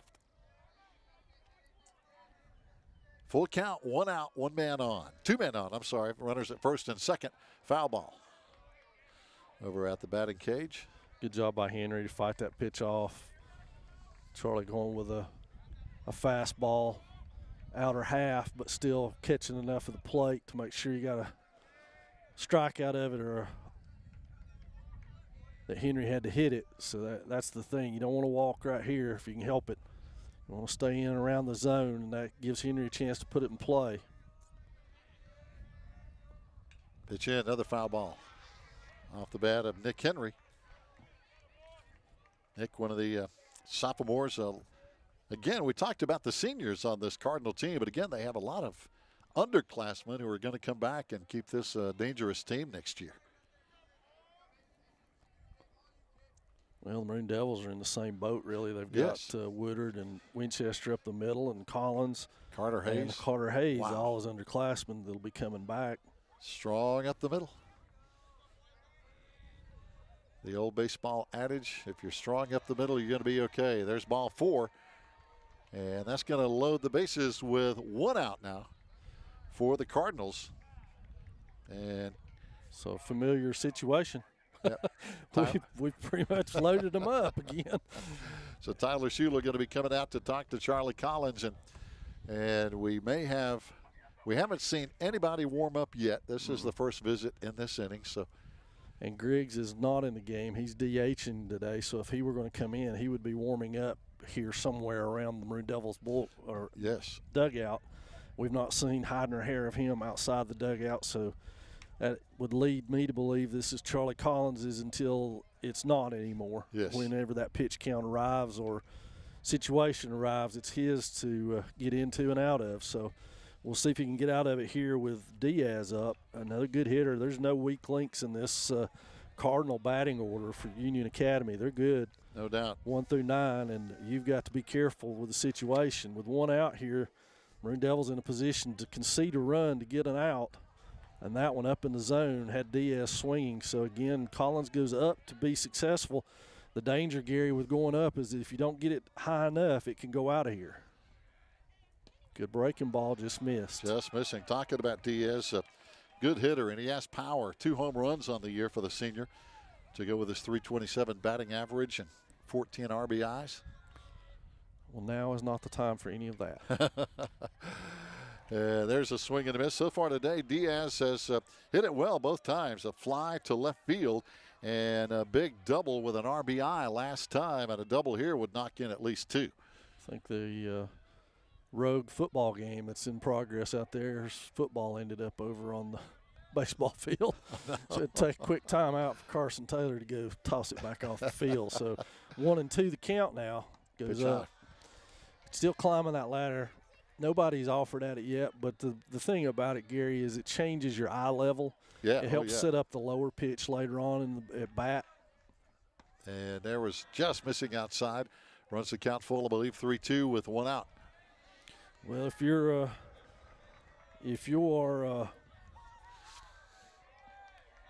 Diaz here, you can look for a strike. There's a shot into right field. It's going to drop in for a base hit. And Carson, with a high hopper, good throw in, will hold the runner at third. One run is in, but everybody else holds up. So again, Diaz with his second RBI of the day with a big base hit. And that again, Gary, is the danger of going 3-2 and no place to put him, as he knows you're going to be around that zone. And so he wins. All he wants to do is poke something to right, get it down, get a run home, and pass the bat on to the next person. And that next person is Dylan Sellers on the day with a strikeout and a single in 2 times. So Charlie, outside corner strike. Let's see if he goes back to that again. Union Academy trying to slow down Charlie's pace just a little bit here. Yeah, Charlie works fast, doesn't he? Yeah. He didn't mess around. So they're trying to slow that down just a hair. Curveball away again in the dirt. Yep. Carter keeps it in front of him here with one out. 6-3 now the score. In case you're just tuning in, again, thanks to Jason Boston and Trent Crisp, bringing you today's Maroon Devil Baseball live on the Maroon Devils Network. Pitch in the dirt again. And again, to echo what we've said, the catchers are, boy, they're earning their pay today. Boy, aren't they? And that's a tough job. 2-1 hitters count right here. Bases juiced. And he misses high. Yep. 2-2, or check that 3-1 with one out. Hayes is going to take time and walk the ball back out to Collins to talk it over. Not a very short conversation. Yeah. So now 3-1, and again, bases are still loaded. Again, it's like the 3-2 count. It's the batter's advantage. He can either take or find a pitch that he can deposit somewhere to do damage. And he takes it. Ball 4 that walks in a run. And so the base on balls, and Tyler Schuler's coming out, and that's going to be it, I would imagine. Let's see what we're doing here. Nobody has thrown any. Yep, that's his second visit, and Charlie finishes up, and I'm guessing it's going to be Carson Taylor. It is. As he's coming in from right field. And, of course, he's been in the game, so he is somewhat warm, if that makes sense. He hasn't been sitting over there on the bench. He's been obviously very active. So Coach Schuler turns it over to Carson Taylor here, the senior. And let's look at some of Carson's numbers as he throws a few warm-up pitches before we get right back to live action. And again, Carson has had his work this year as well. As we talked about, both teams have a deep bullpen. Carson Taylor on the year, ERA of 4.28. He's 1-1 in the one-loss column with 8 appearances, 18 innings pitched with plenty of work, 11 earned runs, 23 strikes against 22 walks for the senior Carson Taylor, who can do about anything. So athletic. And Finley Crisp checks in to right field for Taylor. That's where he was. As Taylor goes to the mound, and Collins will come out of the ball game at this point in time. So Finley, a sophomore. And we'll have to wait and see what the data says about how many pitches he threw, and if the Maroon Devils stay in this and win this one, if he can go again at all on Friday, or if it's going to be a game by committee of Griggs and Lillard and Taylor. Talking about pitch counts, I looked that up the other day, Toby. A player is allowed 105 pitches per day, but then basically you got to have 4 calendar days rest if you throw 76 or more, up to 105. If you throw between 61 and 75, you can go on 3 days rest. So it kind of depends on, we're playing today, if we play on Thursday or Friday. Yeah. Or potentially Saturday. Or potentially Saturday. We're to enter into that, yeah. which we won't do because the track state championships are Saturday, so that won't happen. But it just tells you what these coaches go through and trying to figure out how to manipulate and how to come out of it. Yep. Competitive. Who to pitch and when. But yet still coming out of it. Yep. When to pitch and who to pitch and who do you have if we win for the next game. But also, even more important than that, hey, it's you gotta pull out all the stops here in the baseball series, because when you lose, your season's over. As now it's going to be top of the lineup here. Carson Taylor will come in and face Seth Ballard, who has 1 hit in 3 times. He has struck out twice for the Cardinals.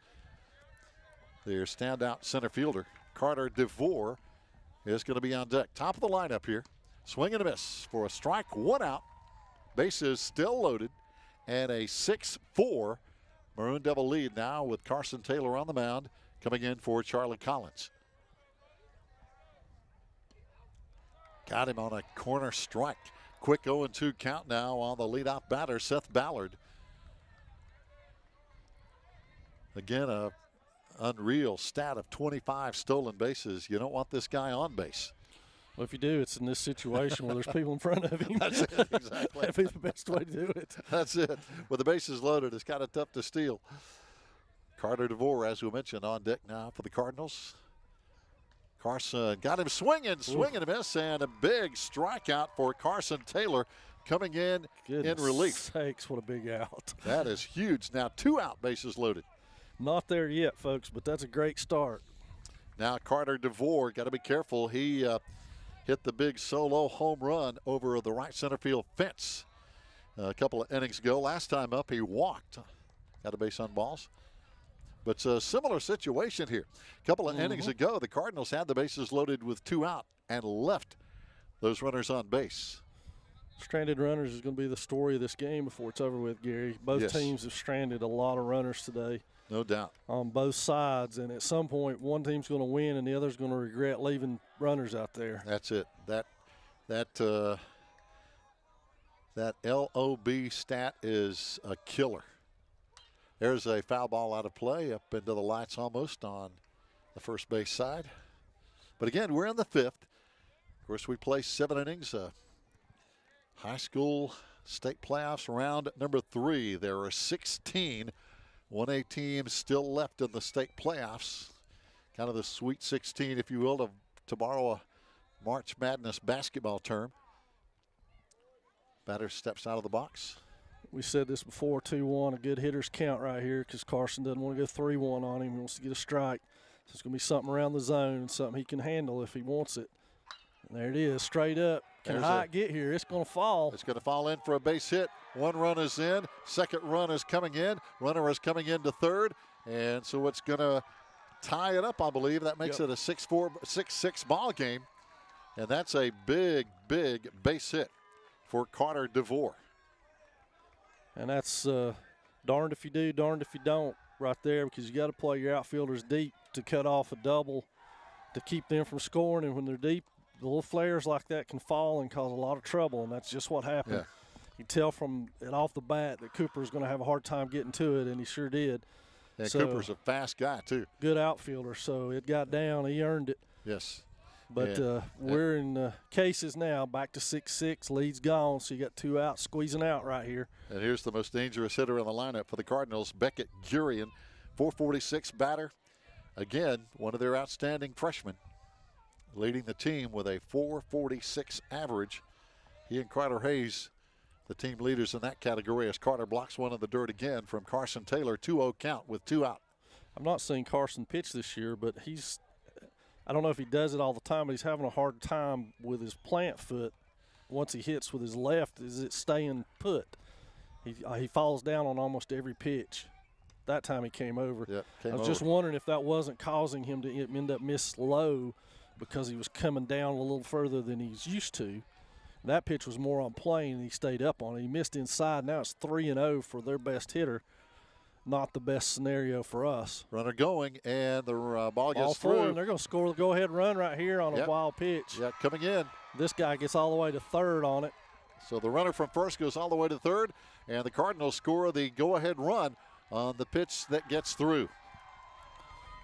tough break right there for the Maroon Devils, and now they got to wiggle back out. Still 2 outs. They're still just an out away from getting out of this mess. Yep. But now runners on the corners, and again, batting now is going to be for the Cardinals is going to be Andrew Chandler, who already has 2 hits on the day. Got on an error one time, so he's been on every time. So a tough out at the plate, gets strike 1. Carson with a big strike here. Runners on the corners again, but that runner scoring quickly from third on that ball that got through. Swing and a miss. Quick 0-2 count, so Carson trying to work his way out of this inning. He's been really good when he's in the zone. He's just had a hard time with that lead foot and being able to stay in the zone. That pitch low, 1-2 the count now with 2 out. And for the first time today, the Cardinals with a lead, 7-6. Here in the top of the 5th inning, still a lot of baseball left to play. And as we have seen just about every inning, both teams have loaded the bases. There's a shot up the middle. That's going to be a base hit, and the run will score. The runner from first is going to come all the way to third and will slide in safely. And a big base hit over there for the Cardinals. As now the lead grows here in a big 5th inning, 8-6. And now Tyler Schuler, head coach for the Maroon Devils, coming back out for a visit. Now they're going to turn it over to Lillard. He and Taylor will just swap spots on first, and Gabe will try to get this final out of the 5th inning. A 5th inning that has been very productive for Union Academy, and almost a nightmare inning for the Maroon Devils. No doubt. As that was the catcher talking about Chandler with that base hit with the big RBIs. As we mentioned, he has been on base every time today. We have not gotten him out all day. Well, in my book, he's their player of the game. He's had a heck of a day behind the plate and at the plate. No doubt. He has played well. And now Jeremiah Shine is coming up, talking about a tough way to come in and start pitching. While they warm up, fans, stay tuned. We'll take a break, and we'll be right back. Stay with us here on the Maroon Devils Network.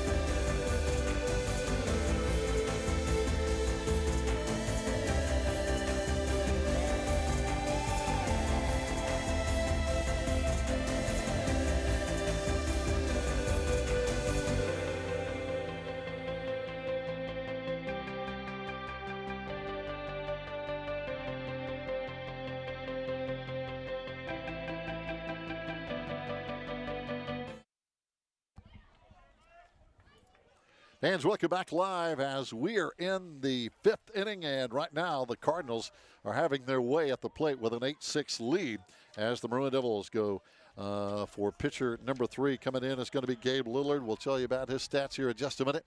But again, he's going to be facing one of the most outstanding freshmen in the state in Shine. We're talking about Jeremiah Shine, the freshman for the Cardinals. What a year he's having, .359 hitter. Home run, 7 doubles, 3 triples. One of the team leaders in every category offensively. And there's a ball that gets through. Another run will score. And the runner at first will advance to second. And it's been a tough inning for the Maroon Devils here with a couple of runs scoring on balls that have been getting through here, Coach. And that's those are the tough ones. Welcome to high school baseball, folks. Yes. Both teams deep in their bullpen. Both teams struggling after having a fantastic day defensively. Both teams. Yes, both have been. You alluded early on in this one how tightly bunched they were statistically and how similar they were in their seasons. Well, this game has been that way. Shine takes a pitch high. Both teams with a bullpen. Gabe Lillard has had plenty of work this year. 28 innings pitched on the season with 39 strikeouts against only 6 walks. An outstanding strikeout to walk ratio. That ball in the dirt, throw on down to third base, not in time. As now the Cardinal runner slides on in to third base safely. On the season, Gabe 1-1 with 10 appearances. But again, only 6 walks against 39 strikeouts for the normal Maroon Devil first baseman. Now coming on, our third pitcher today, much like the Cardinals, pitch in for a ball. So again, Shine on with a walk here this afternoon. And now it's going to bring up Gavin Esp, who has grounded to the pitcher, got a base hit, and was hit by a pitch last time. But again, it has been a tough inning for the Maroon Devils, a huge inning for the Cardinals. And there's a shot down the first base side, and it's going to be a fair ball. No, it's foul. Now they're going to rule foul. I thought I saw the ump hold his arm to the inside, but not the case. No, he called it dead. That was close. That could have been a run or two. As a runner from third obviously would have scored easily. And a ball down the right field line, well hit, can be a nightmare. And as you mentioned, Coach Burrell, I believe the Maroon Devils have a new right fielder, Finley Crisp, out there, I believe. Yep. He entered the game when Carson Taylor came in to pitch and has remained in right field now. And 1-1 your count. Runners at first and third now for the Cardinals. Swing and a miss. 1-2 the count with 2 out.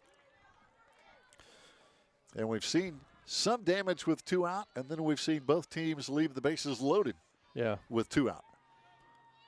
That's a big stat, as you alluded to, Coach, with that left on base. There's a, looks like a foul tip. Carter couldn't hold on to that one for the third strike, so Esp will get another crack at it here ahead, 1-2.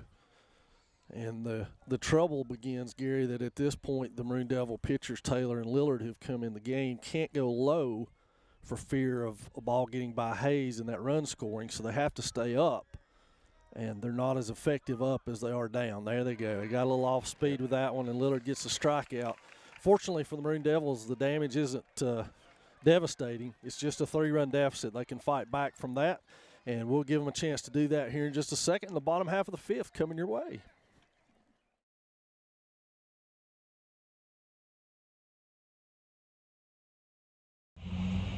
Hey Maroon Nation, my name is Erin Jenkins and I'm an alumni of Swain High and also the Maroon Devils Network.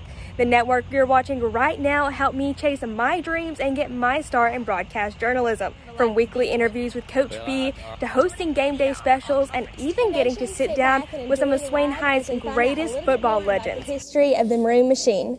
All of things helped get me to WNCT 9 on your side in Greenville, North Carolina as an on-air news reporter. Right now, you can help other students just like me to chase their dreams by liking, subscribing, and sharing the Maroon Devils Network. As always, go Big Maroon!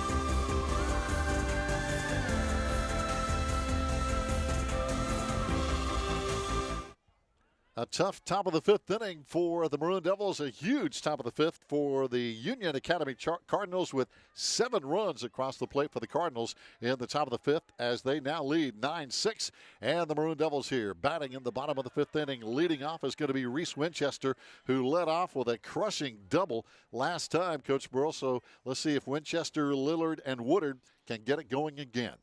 They did last time. Yes, they did. spawned that 4-run inning that the Maroon Devils had to put themselves ahead. So I like our odds right here. Reese is back to 1-1 in the count, and let's see what he can do to get on base and get this thing started.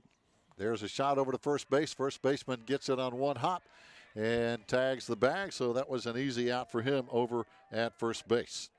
So 1 down now, top of the lineup. Gabe Lillard hitting, had a big double with an RBI last time. He's got 2 hits on the day, a single, a double, and a ground out to third. And then Lawson Woodard is going to be on deck, and he's been on every time this afternoon. So good sticks here in the bottom of the fifth for the Maroon Devils of Swain County High School. And the pitch just missing outside. It's got a little bit more off-speed curveball than the other 2 that they've thrown. Both teams now on their 3rd pitcher. Here's a ground ball to the shortstop. Easy scoop, fires to first, got him. And so quick 2 outs. And Coach, this has been the first time in a while we've seen 2 quick outs, because both teams have been putting guys on every inning. This may, if Woodard fails to reach, it may be the first 3-up, 3-down inning of either team in this ball game. Yes, you are so right. And that wouldn't be a worst possible time. Nope. Lawson Woodard, again, has been on every time. 2 walks and a big base hit. Had an RBI with that base hit last time. And that pitch is going to be in the dirt for a ball. And again, the sun is down. The lights are coming on here at Swain County High School here in this 3rd round of the state 1A high school playoffs. Final 16 in the state here, playing on this Tuesday. And again, pitching now for the Cardinals. As we mentioned, coming on to pitch is it's Holland, isn't it? Yep, Holland, as he winds up with the throw. And that's a foul ball. Coach Schuler lets that one screen by.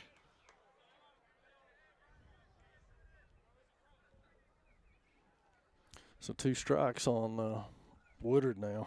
Two quick outs and a quick 1-2 count. There's a high hopper going to be got at third, and an easy, oh boy. Nice play. An easy inning and a good play indeed. That's Esp over there with a nice pick and throw. So the first 3-up, 3-down inning, Coach, as you mentioned, you hit the nail on the head that either team has had here in 6 innings of play. Fans, stay tuned. More baseball coming up as we go to the 6th after this timeout.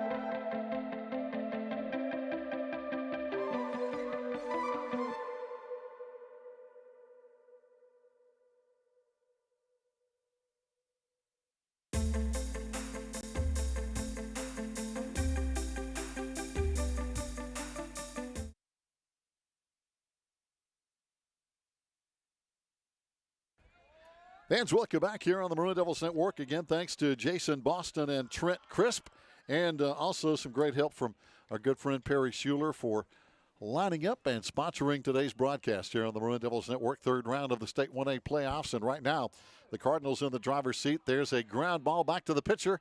And a pretty good play on over to first base. It started good but ended badly. Pitch the throw in the dirt. Runner comes on into second base. So what looked like an easy out, Coach Burrell, turned into a runner at second. So I don't think we can have an inning where we don't give up base runners. It's been a tough situation there. It looked like just an easy throw on over to first base. But, of course, Gabe and Carson come over and say, hey, let's shake it off. Got a man on second, but let's leave him stranded, if you will. Well, we've certainly done that enough tonight, Yep. so there's teams. a precedent for that. Both teams have had a lot of runners left on base as the Cardinals batting here on the top of the sixth inning. And now a runner on second base after that error. Pitch just missing inside from Gabe. Again, his strikeout to walk ratio is outstanding on the year. He knows how to throw strikes. There's a foul ball out of play behind the plate. Down at second base is Nick Henry. Again, you look at some of the stats today, Coach, and so many guys have just been tough to get out. Well, there's contact. It's good hitting teams playing here today, and no matter what, good pitching, good hitting, eventually hitters are going to hit. Yes, indeed. And Diaz has hit the ball well every time. He flied to left field first time, got a double with an RBI a second time, and a single with an RBI last time. So 2 RBIs on the day for Diaz. Swing and a miss. And that's going to be strike 3, 1 down. Good pitch by Lillard. Yes, after 2 foul balls. So now it's going to be Dylan Sellers hitting on for the Cardinals. Dylan has struck out, got a base hit, and walked last time. Top of the lineup coming up following Dylan Sellers as Seth Ballard is on deck. There's a bunt, and it's going to be a good bunt. Play over to first, and it's going to be a wild throw, and it's almost... Who did that hit? I think that hit the coach. If it hit the coach, it's got to be dead, doesn't it? For the Cardinals, it hit something. Wow. I don't think it hit Carson. I don't think it hit Carson either. Wow, the run scored to make it 10-6. Yep. I'd like to see a replay on that. Well, fans at home get the luxury of that. They can rewind it and check it out. We're lost. Boy, I tell you, I thought it hit the first base coach over there, but runner on first. That throw didn't it was a good bunt. It was a great bunt. So not much you can say there. It was just a good play, and Sellers got it done. The run has scored. And Maroon Devils basically on 3 bunt attempts have not handled any of the 3 very well, so why would you not bunt again? If you're Union Academy, they had Ballard that time squaring to bunt as well. Force the Maroon Devils to do it successfully one time and see what happens. At worst, you get the runner to second. That's it. And now Ballard at the plate has not had his best day. 1 hit and 3 consecutive strikeouts. So the Maroon Devil pitchers have had Ballard's number, but again, he's a dangerous guy at the plate, the leadoff man. Swing and a miss. Well, they're taking their hacks at Gabe. Yes, indeed. 1-2 the count, 1 out. Got a man on first base. Really big cuts. They are coming out of their shoes, the Cardinals. And there's a high ball in play. Who's going to try to make a play? Shortstop comes on and gets it done. Good job over there by the Maroon Devils shortstop as Lawson Woodard pulls that one in. And again, as you mentioned, Coach, those are tough plays at times. Oh, they sure are. And now you've got to battle the lights, which are different. Lights are on here at Swain County High School. Carter DeVore has had a good day at the plate. Hit into a double play, hit a solo home run, walked, and last time got a big single for 2 RBIs as the man at first. Yeah, they turned him loose to run. Foul ball. See if he can steal second on his own with 2 outs. Why not roll the dice and leave you with the middle of your order coming up in the 7th if he were to get thrown out, and if not, he's in scoring position for the middle of your order. So it's a win-win for you. One man on, 2 down, 0-1 count. Stepping out of the box briefly is DeVore. And then the outstanding hitter Beckett Gurian is going to be on deck. So many good players on both these teams. Pitch in the dirt. Carter digs it out. Runner holds at first. Talking about Dylan Sellers, who got that big bunt and turned it into an RBI. That doesn't happen every day. No, sure doesn't. 10-6 Cardinals with the lead. They had a big 7-run inning last inning as the Maroon Devils had a 6-2 lead, but 7 runs on the board. And the Cardinals had their first lead of the day and add one more here in the 6th for a 10-6 lead. 2 out, 2-1 count. Gabe just missing high and inside. Gabe Lillard coming on to pitch. Both teams have now gone to the bullpen a couple of times today for the right to move on to play in the Elite 8, if you will. We're playing the 16 final teams in the 1A bracket. There's ball 4. Just lost him. And DeVore is going to be on. Another tough out. He has been on every time but one today. And here's Beckett Gurian, the number 3 hitter. And maybe their most dangerous bat, hitting .446, the freshman. Pitch outside for a ball. Runners now at first and second for the Cardinals with a 10-6 lead.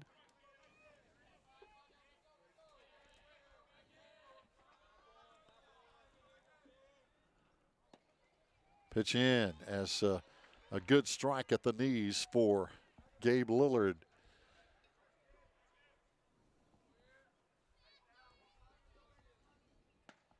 Two out, high and outside. 2-1 count. I believe that count's supposed to be 2-1. Yeah, it is. That was a called strike and then another ball. We're going at the scoreboard, and it's supposed to be 2-1. As again, Gurian steps out of the batter's box, gets his gloves on tight, ready to go now. Again, a freshman batting .446, 3 big triples on the year. And a ball hit right at second base, on over to first, and it's going to be in time. As again, the Cardinals leave runners stranded. We go to the bottom of the 6th inning, but the Cardinals tack on 1 for a 10-6 lead here at Swain County High School.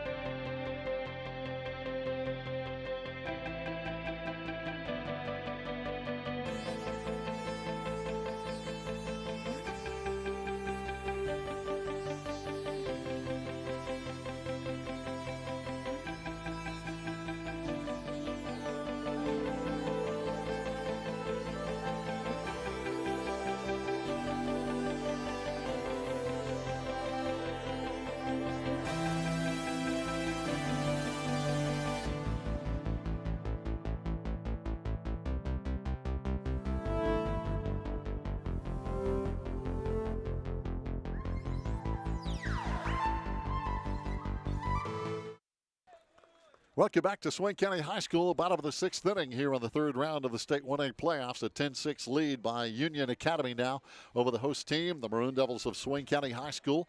Broadcasting live here on the Maroon Devils Network thanks to Trent Crisp and Jason Boston. Thank you, guys. And the Maroon Devils with some big sticks at the plate here in the bottom of the 6th inning, down 10-6. It's going to be the number 3, 4, and 5 batters. Carson Taylor, Carter Hayes, Will Jenkins, And they have the stats, if you've been listening and watching this afternoon, to validate they are dangerous at the plate against the third pitcher in the lineup here, Brian Holland, who has done a pretty good job here, Coach Toby Burrell, coming in for the Cardinals. Well, Holland has certainly settled things down on the Cardinals side of things, but he is reliant on an overhead curveball that he's thrown short twice here to Taylor, and he's down low again. 3-0. So Carson with a good count here to be able to get a runner on and get a rally started here for the Maroon Devils, who need to get something going after that 3-up, 3-down inning. They need to, and there's a base runner, so that's a start. Carson on with his second consecutive walk now, and that's going to bring up Carter Hayes. Carter on the day, fly to center field, got a base hit. So Carter is, again, hit the ball well this afternoon. Will Jenkins following him has hit the ball, so good bats in the lineup here.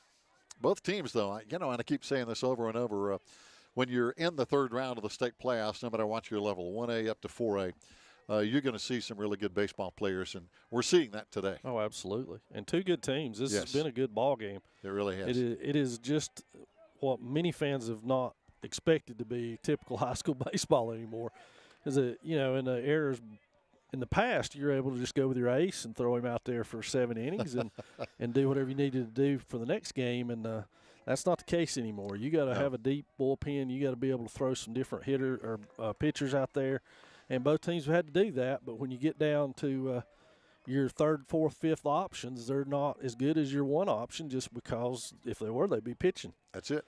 More, and that's just the way it goes on a 1A level. You don't have that much depth. Fortunately, both these teams have good depth. Outstanding pitching and hitting. And that's why they're here. That's it. They have advanced this far because they have guys they can bring in and get outs. We saw, for example, Ronnie Griggs in the first playoff game against Hiwassee Dam. Just a great example. And this is a situation, 3-0 again, where 6 pitches, or 8 pitches rather, we got 2 base runners. So if you're Union Academy, you got to be pulling your hair out over there. Yep. In this case, Holland was cruising along, and then all of a sudden, 2 straight walks. 3-up, 3-down inning. Yep. And last time around, and now 2 straight walks, and Will Jenkins will come up with nobody out. Gavin Lanning coming in to run, and Will has hit the ball hard. Lined to shortstop, got a base hit with an RBI last time. He's a good RBI guy. He produces at a high level, has all year for his team, and now he's got a chance to knock somebody in. If you're Union, you want a ground ball, turn 2 right here, and let the chips fall where they may with the other runner. But Maroon Devils need to move some folks along here. And there, Holland gets the strike on the curveball. It's been a steady diet of breaking pitches and low pitches that he wants to keep down in the zone. Will having a good season for the senior, hitting .433. 5 seniors on this Maroon Devil team, as we mentioned, 8 for the Cardinals. But both teams have some good players coming back. Cardinals with a huge roster. I think they got 19, 20 players on their roster. Yes, indeed. There's a well-hit ball to third. Double play, maybe. Very close. Safe at first, but got the lead runner, Carson Taylor, on the forced play at third. And a good play over there again by the third baseman for the Cardinals. Getting it done over there is Gavin Esp. But just a fraction slow to try to turn 2. But now 1 out, runners at first and second. And that's going to be Charlie Collins batting. He will stay in the batting order. Of course, he started this afternoon for the Maroon Devils on the mound, and he will stay in to hit. And now runners at first and second. Again, only 1 down, 10-6 Cardinal lead here in the bottom of the 6th inning. Again, everything's going to be low. Maroon Devils just going to have to dig that out and do something with it. That's the ground ball is exactly what Union wanted out of that. A good hustle by Will Jenkins is the only thing that prevented that from being a double play. Charlie Collins, big strong kid at the plate, watches that go for ball 2. 2-0 the count now with 1 out. On deck after Charlie is going to bring up Cooper Hyatt. The Maroon Devils bottom half of the order is going to have to produce a little bit here for them in the 6th. They're down to their final 5 outs. Holland checking the runner at second. Pitch coming, hard hit ball, foul down the third base side. off the bat of Charlie Collins. As we mentioned, the winner of this game will play the winner of Mount Airy's Granite Bears and South Stokes. South Stokes, the top seed in this half of the West bracket. Mount Airy, a number 8 seed. If Mount Airy were to pull the upset, the winner of this game would be having a home game next time, either probably Thursday or Friday. But we haven't seen any score, by the way, from the Mount Airy South Stokes ball game. By the way, Mount Airy did beat South Stokes one time early this year. So it's not out of the realm of possibility for that to happen. Another pitch high for a ball. And again, Holland having a little trouble here in the 6th inning. Bases are loaded now with 1 out. So another freebie. Charlie Collins on with a walk, and Cooper Hyatt got on with a walk his last time, and actually with the bases loaded, scored. Forced in a run, an RBI on a bases on balls. At this point, no action in the Union Academy bullpen. You're right. They have pitched 3 of their 5.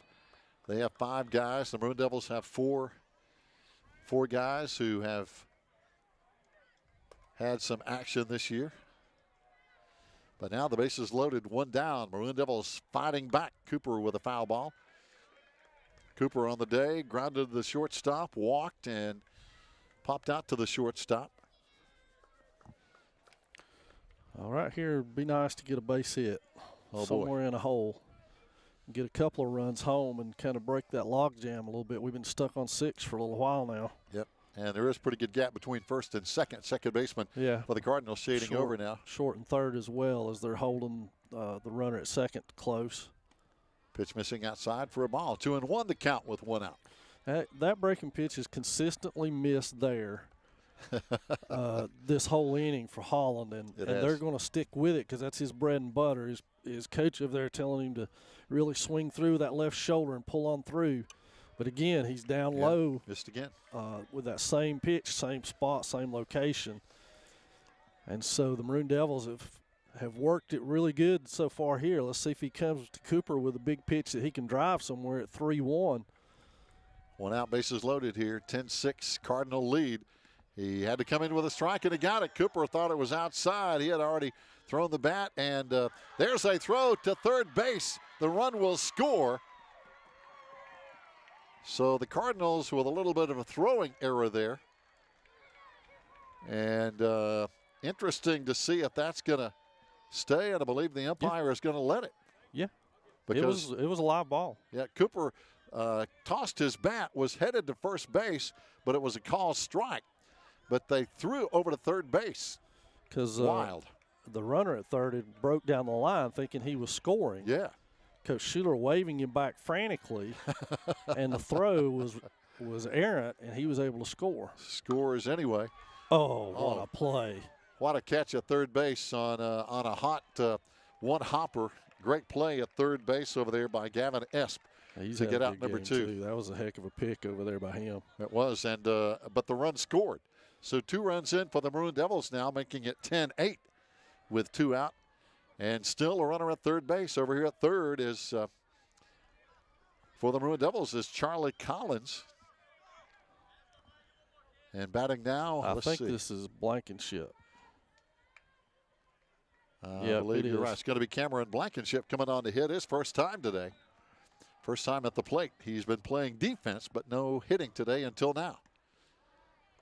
Pitch in, just missing for a ball. 1-0 with a 2-out. 10-8 ball game.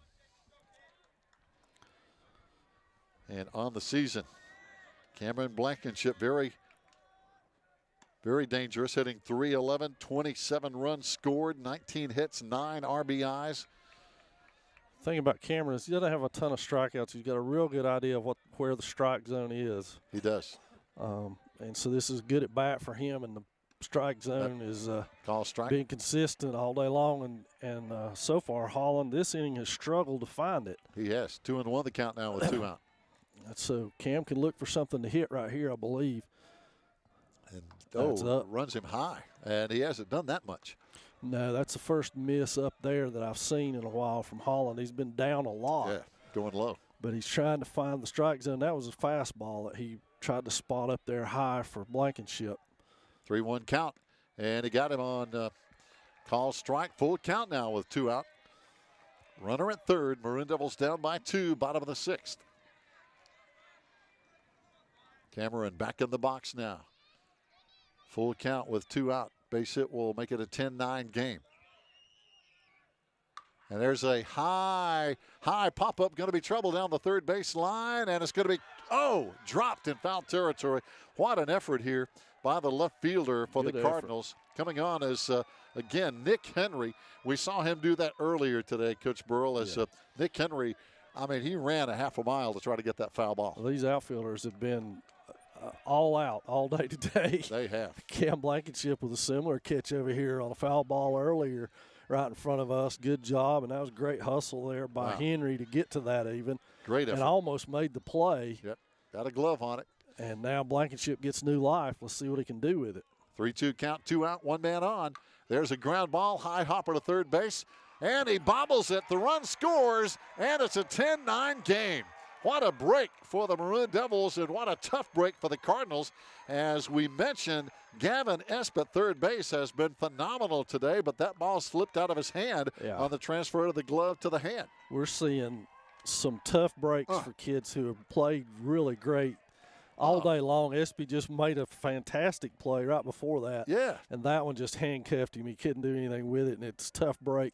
Holland's going to be out of the game. We'll see who the Cardinals are going to go with on their pitcher here, but I guess it's probably best for us to take a break at this point. So we'll take a break with the Maroon Devils trailing at 10-9, bottom of the 6th.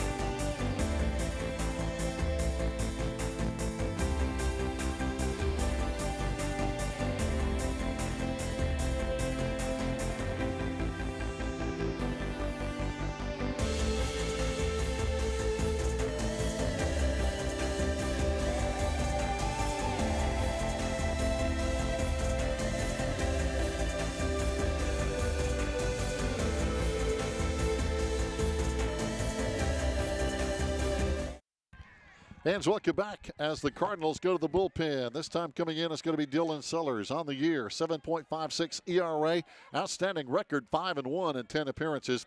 In 25 innings pitched, Dylan has 33 strikeouts against 15 walks, 27 earned runs on the year.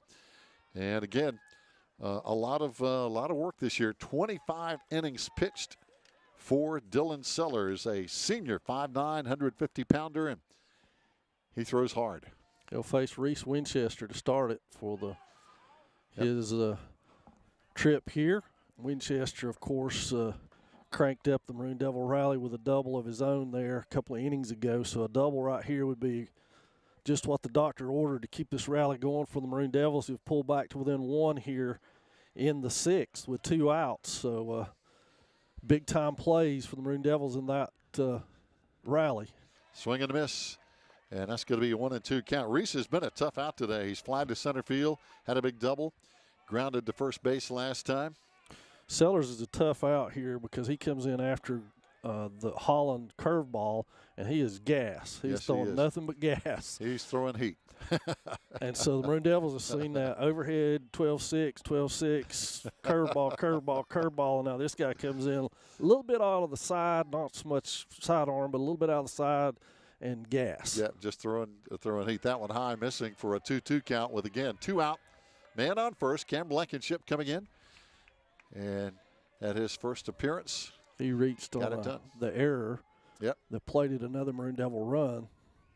10-9 ball game. Bottom of the 6th, 2 out. Reese swing and a miss. So we leave one stranded. And we go to the top of the 7th. It's a 1-run game here in the 3rd round of the state 1A playoffs. We'll be back after this timeout.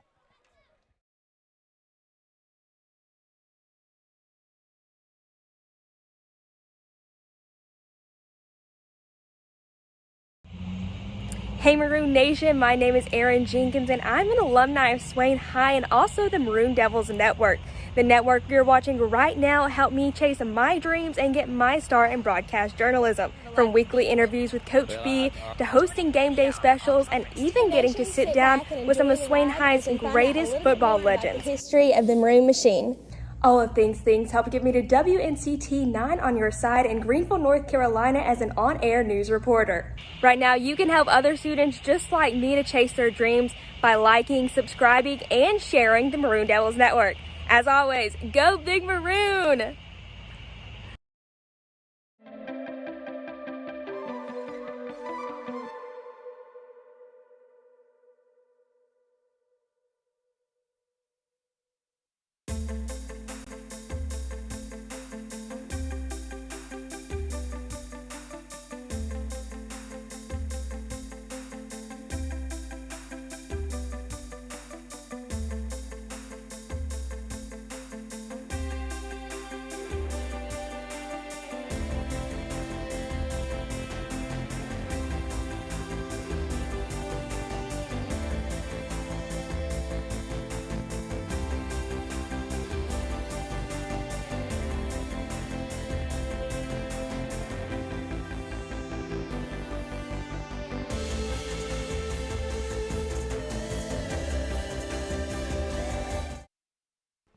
Fans, welcome back. It's down to the wire here in the 7th inning. Top of the 7th, and the Cardinals will lead it off here with a 10-9 lead. And they lead it off with a big bat. Their cleanup man, Andrew Chandler, hitting here.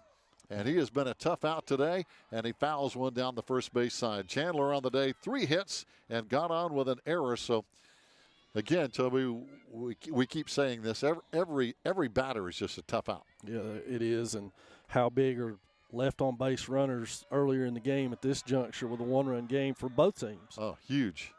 That's the difference in the ball game. There's a well-hit ball. It's going to be drifting. Ruwe has it over near the right field line. Outstanding play by the right fielder over there, Braden Ruwe. Our sophomore wears number 1 and a big out. And he's fresh into the ball game, Gary. So right out of the chute, the ball finds him and he makes a good play on it. Yep, right on the line. That could have been an easy double over there. And that's off the bat of the cleanup man. Now it's going to be Jeremiah Shine. And he's hit the ball hard. Fly to center, fly to left, struck out, and got a walk in 4 times. Again, a dangerous freshman is Shine. Hard hit ball to third base. Will has it, fires on over to first, and got him by just a step. Boy, Shine is fast. But a good throw and a good play by Will Jenkins over here at third base. And this will be an awesome time for a 3-up, 3-down inning if the Maroon Devils can pull it off here with 2 outs. Be a great time for it. Having just scored to get back within one and come out and have a shutdown inning would be huge going into the bottom of the 7th. And especially with some of the big bats that we've already seen. Gavin Esp is now hitting, struck out last time. He is grounded to the pitcher, got a single, was hit by a pitch earlier, but struck out last time. Lillard and Hayes want to talk things over here about how to attack him. Esp has had a great game. He really has. Esp on the season, hitting .327. One of the leaders with 18 hits, 15 RBIs, 22 runs scored. On the day, only one hit, but he was hit by a pitch, so he's been on twice. Struck out last time. And that's something we haven't seen a whole lot of today, Coach Burrell, is strikeouts. Yeah, a lot of contact. Yeah. Good hitters. That pitch a little bit off speed and in the dirt for Lillard, so he's down in this count. Ooh, boy, that the inside corner has just not been there today. That official's been very consistent in the inside-outside strike zone. He has. Outside, yes. Inside, no. Yep. And you get some umpires like that. Yep. It's just good to know it. Carter Hayes blocking that one in the dirt. Nobody on, so no damage. With 2 out, 3-0 count, though. Let's see if the Maroon Devils can come back and get something with Gavin Esp at the plate. On deck is going to be Nick Henry for the Cardinals. Glad to have you listen again. Thanks to Trent Crisp and Jason Boston. And there's a strike in on a 3-1 count as he looked at that one. Couple more miles to go here, though, Gary. Yes. These are 2 big pitches.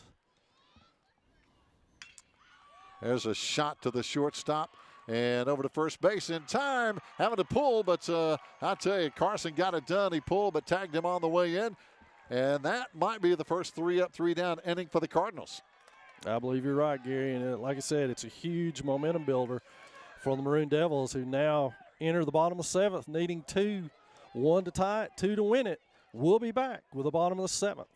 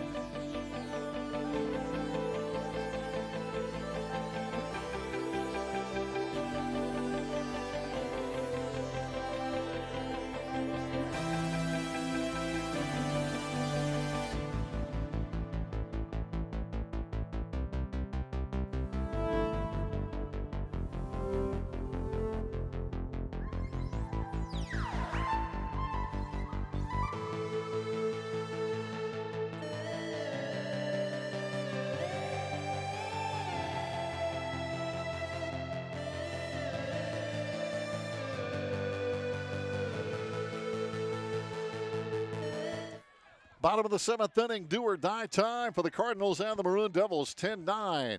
As Union Academy has a 1-run lead, the Maroon Devils with the top of the order, Gabe Lillard, Lawson Woodard, Carson Taylor, 1, 2, 3 here in the last 3 outs potentially for Swain County High School. And there's a ground ball right up the middle. Second baseman has it over to first, too high. Safe. And it's going to be safe at first base. The first baseman couldn't catch it anyway, so it's a throwing error. Lillard is safe. Woo. That's a big base runner. That is a big base runner. All important, and his speed is very important at this juncture. Yep, the leading base runner for the Maroon Devils with 12 stolen bases on the year. I wouldn't think this would be a spot he would run in, but it might be a spot where Woodard tries to lay down a bunt. We've not seen them cover a bunt today either. Lawson takes the first pitch for a strike. Lawson in 3 trips has had 2 walks, got a base hit with a big RBI last time. Lawson having a good season, of course, for the Maroon Devils, hitting .328. Pitch in quickly, 0-2 with This no guy's out. just going to paint the zone with heat, and if you hit it, you hit it. That's it. But he's not going to walk you. He is challenging the batters. There's a ground ball to first base. First baseman has the pitcher over at first, and they're going to say he got him at first base. Boy, Lawson Woodard not happy about that. Coach Jimmy Mateeth said the pitcher who covered, he said he juggled it. He did juggle it. It looked like he picked it up, but it was hard to tell. There's so much dust in the play. It was really hard to tell when he picked it up. No doubt. Tough break from the Maroon Devils, but in the end, the important thing is they moved Gabe Lillard to second. That's it. In scoring position now for Taylor and Hayes. I don't blame Tyler Schuler right here at all. He's going to ask the home plate umpire to help with that call and for them to get together and talk about it. But, in that situation, the umpire probably didn't see it. Right. From behind home, but I don't blame him for asking. It doesn't hurt to ask. Sure, because once in a while, the home plate umpire will have a different opinion. Yeah, and the only thing you want in that situation is them to get it right. That's it. And they obviously are confident that they did. So you move on to Carson Taylor here and hope he gets a base hit to move them along. Yeah, Carson 2 straight walks in his three. last 2 He's times. singled once and walked 3 times. He has been on base. This will not be a walk. This kid is their closer, if I had to guess. He's in here to shut this thing down, and he's going to throw strikes. 0-1 the count, 1 out. And he missed on that one. 1-1 the count now with a runner at second base, Gabe Lillard at second. Short and second, paying Gabe a lot of attention, which does open up a hole or two for Carson. Carson, a good bat. That's one fouled away. And now quickly it's a 1-2 count with 1 out. And Carter Hayes, though, a big bat on deck. I mean, basically, you got the winning run at the plate right now in Carson Taylor.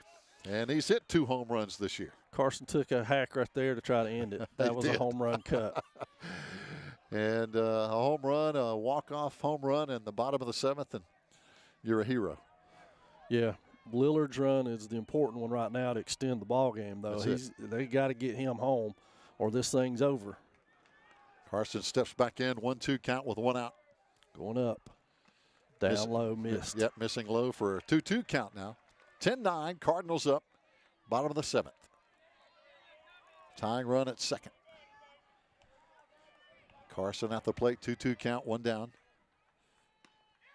Ooh, boy, that was close on the outside. Count runs full. A little bit low because that outside corner is the one he likes to ring up. You said it.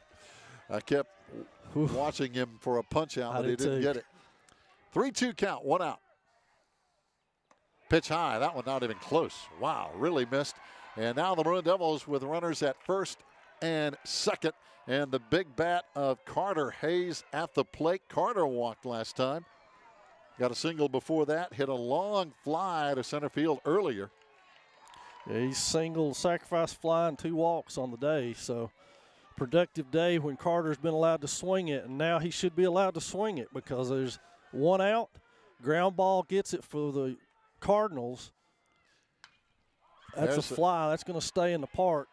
And looks like it's going to be the center fielder pulling that one in, and a good throw to third holds everybody now with 2 out, but that ball was pretty well hit by Carter, and he's hit a couple of home runs, but that one hung up, and now it's going to bring up Will Jenkins with the game on the line, 2 out, 2 on. And Chandler's going to go out and talk to his guy Sellers about this one. Will Jenkins has hit the ball well today. He has.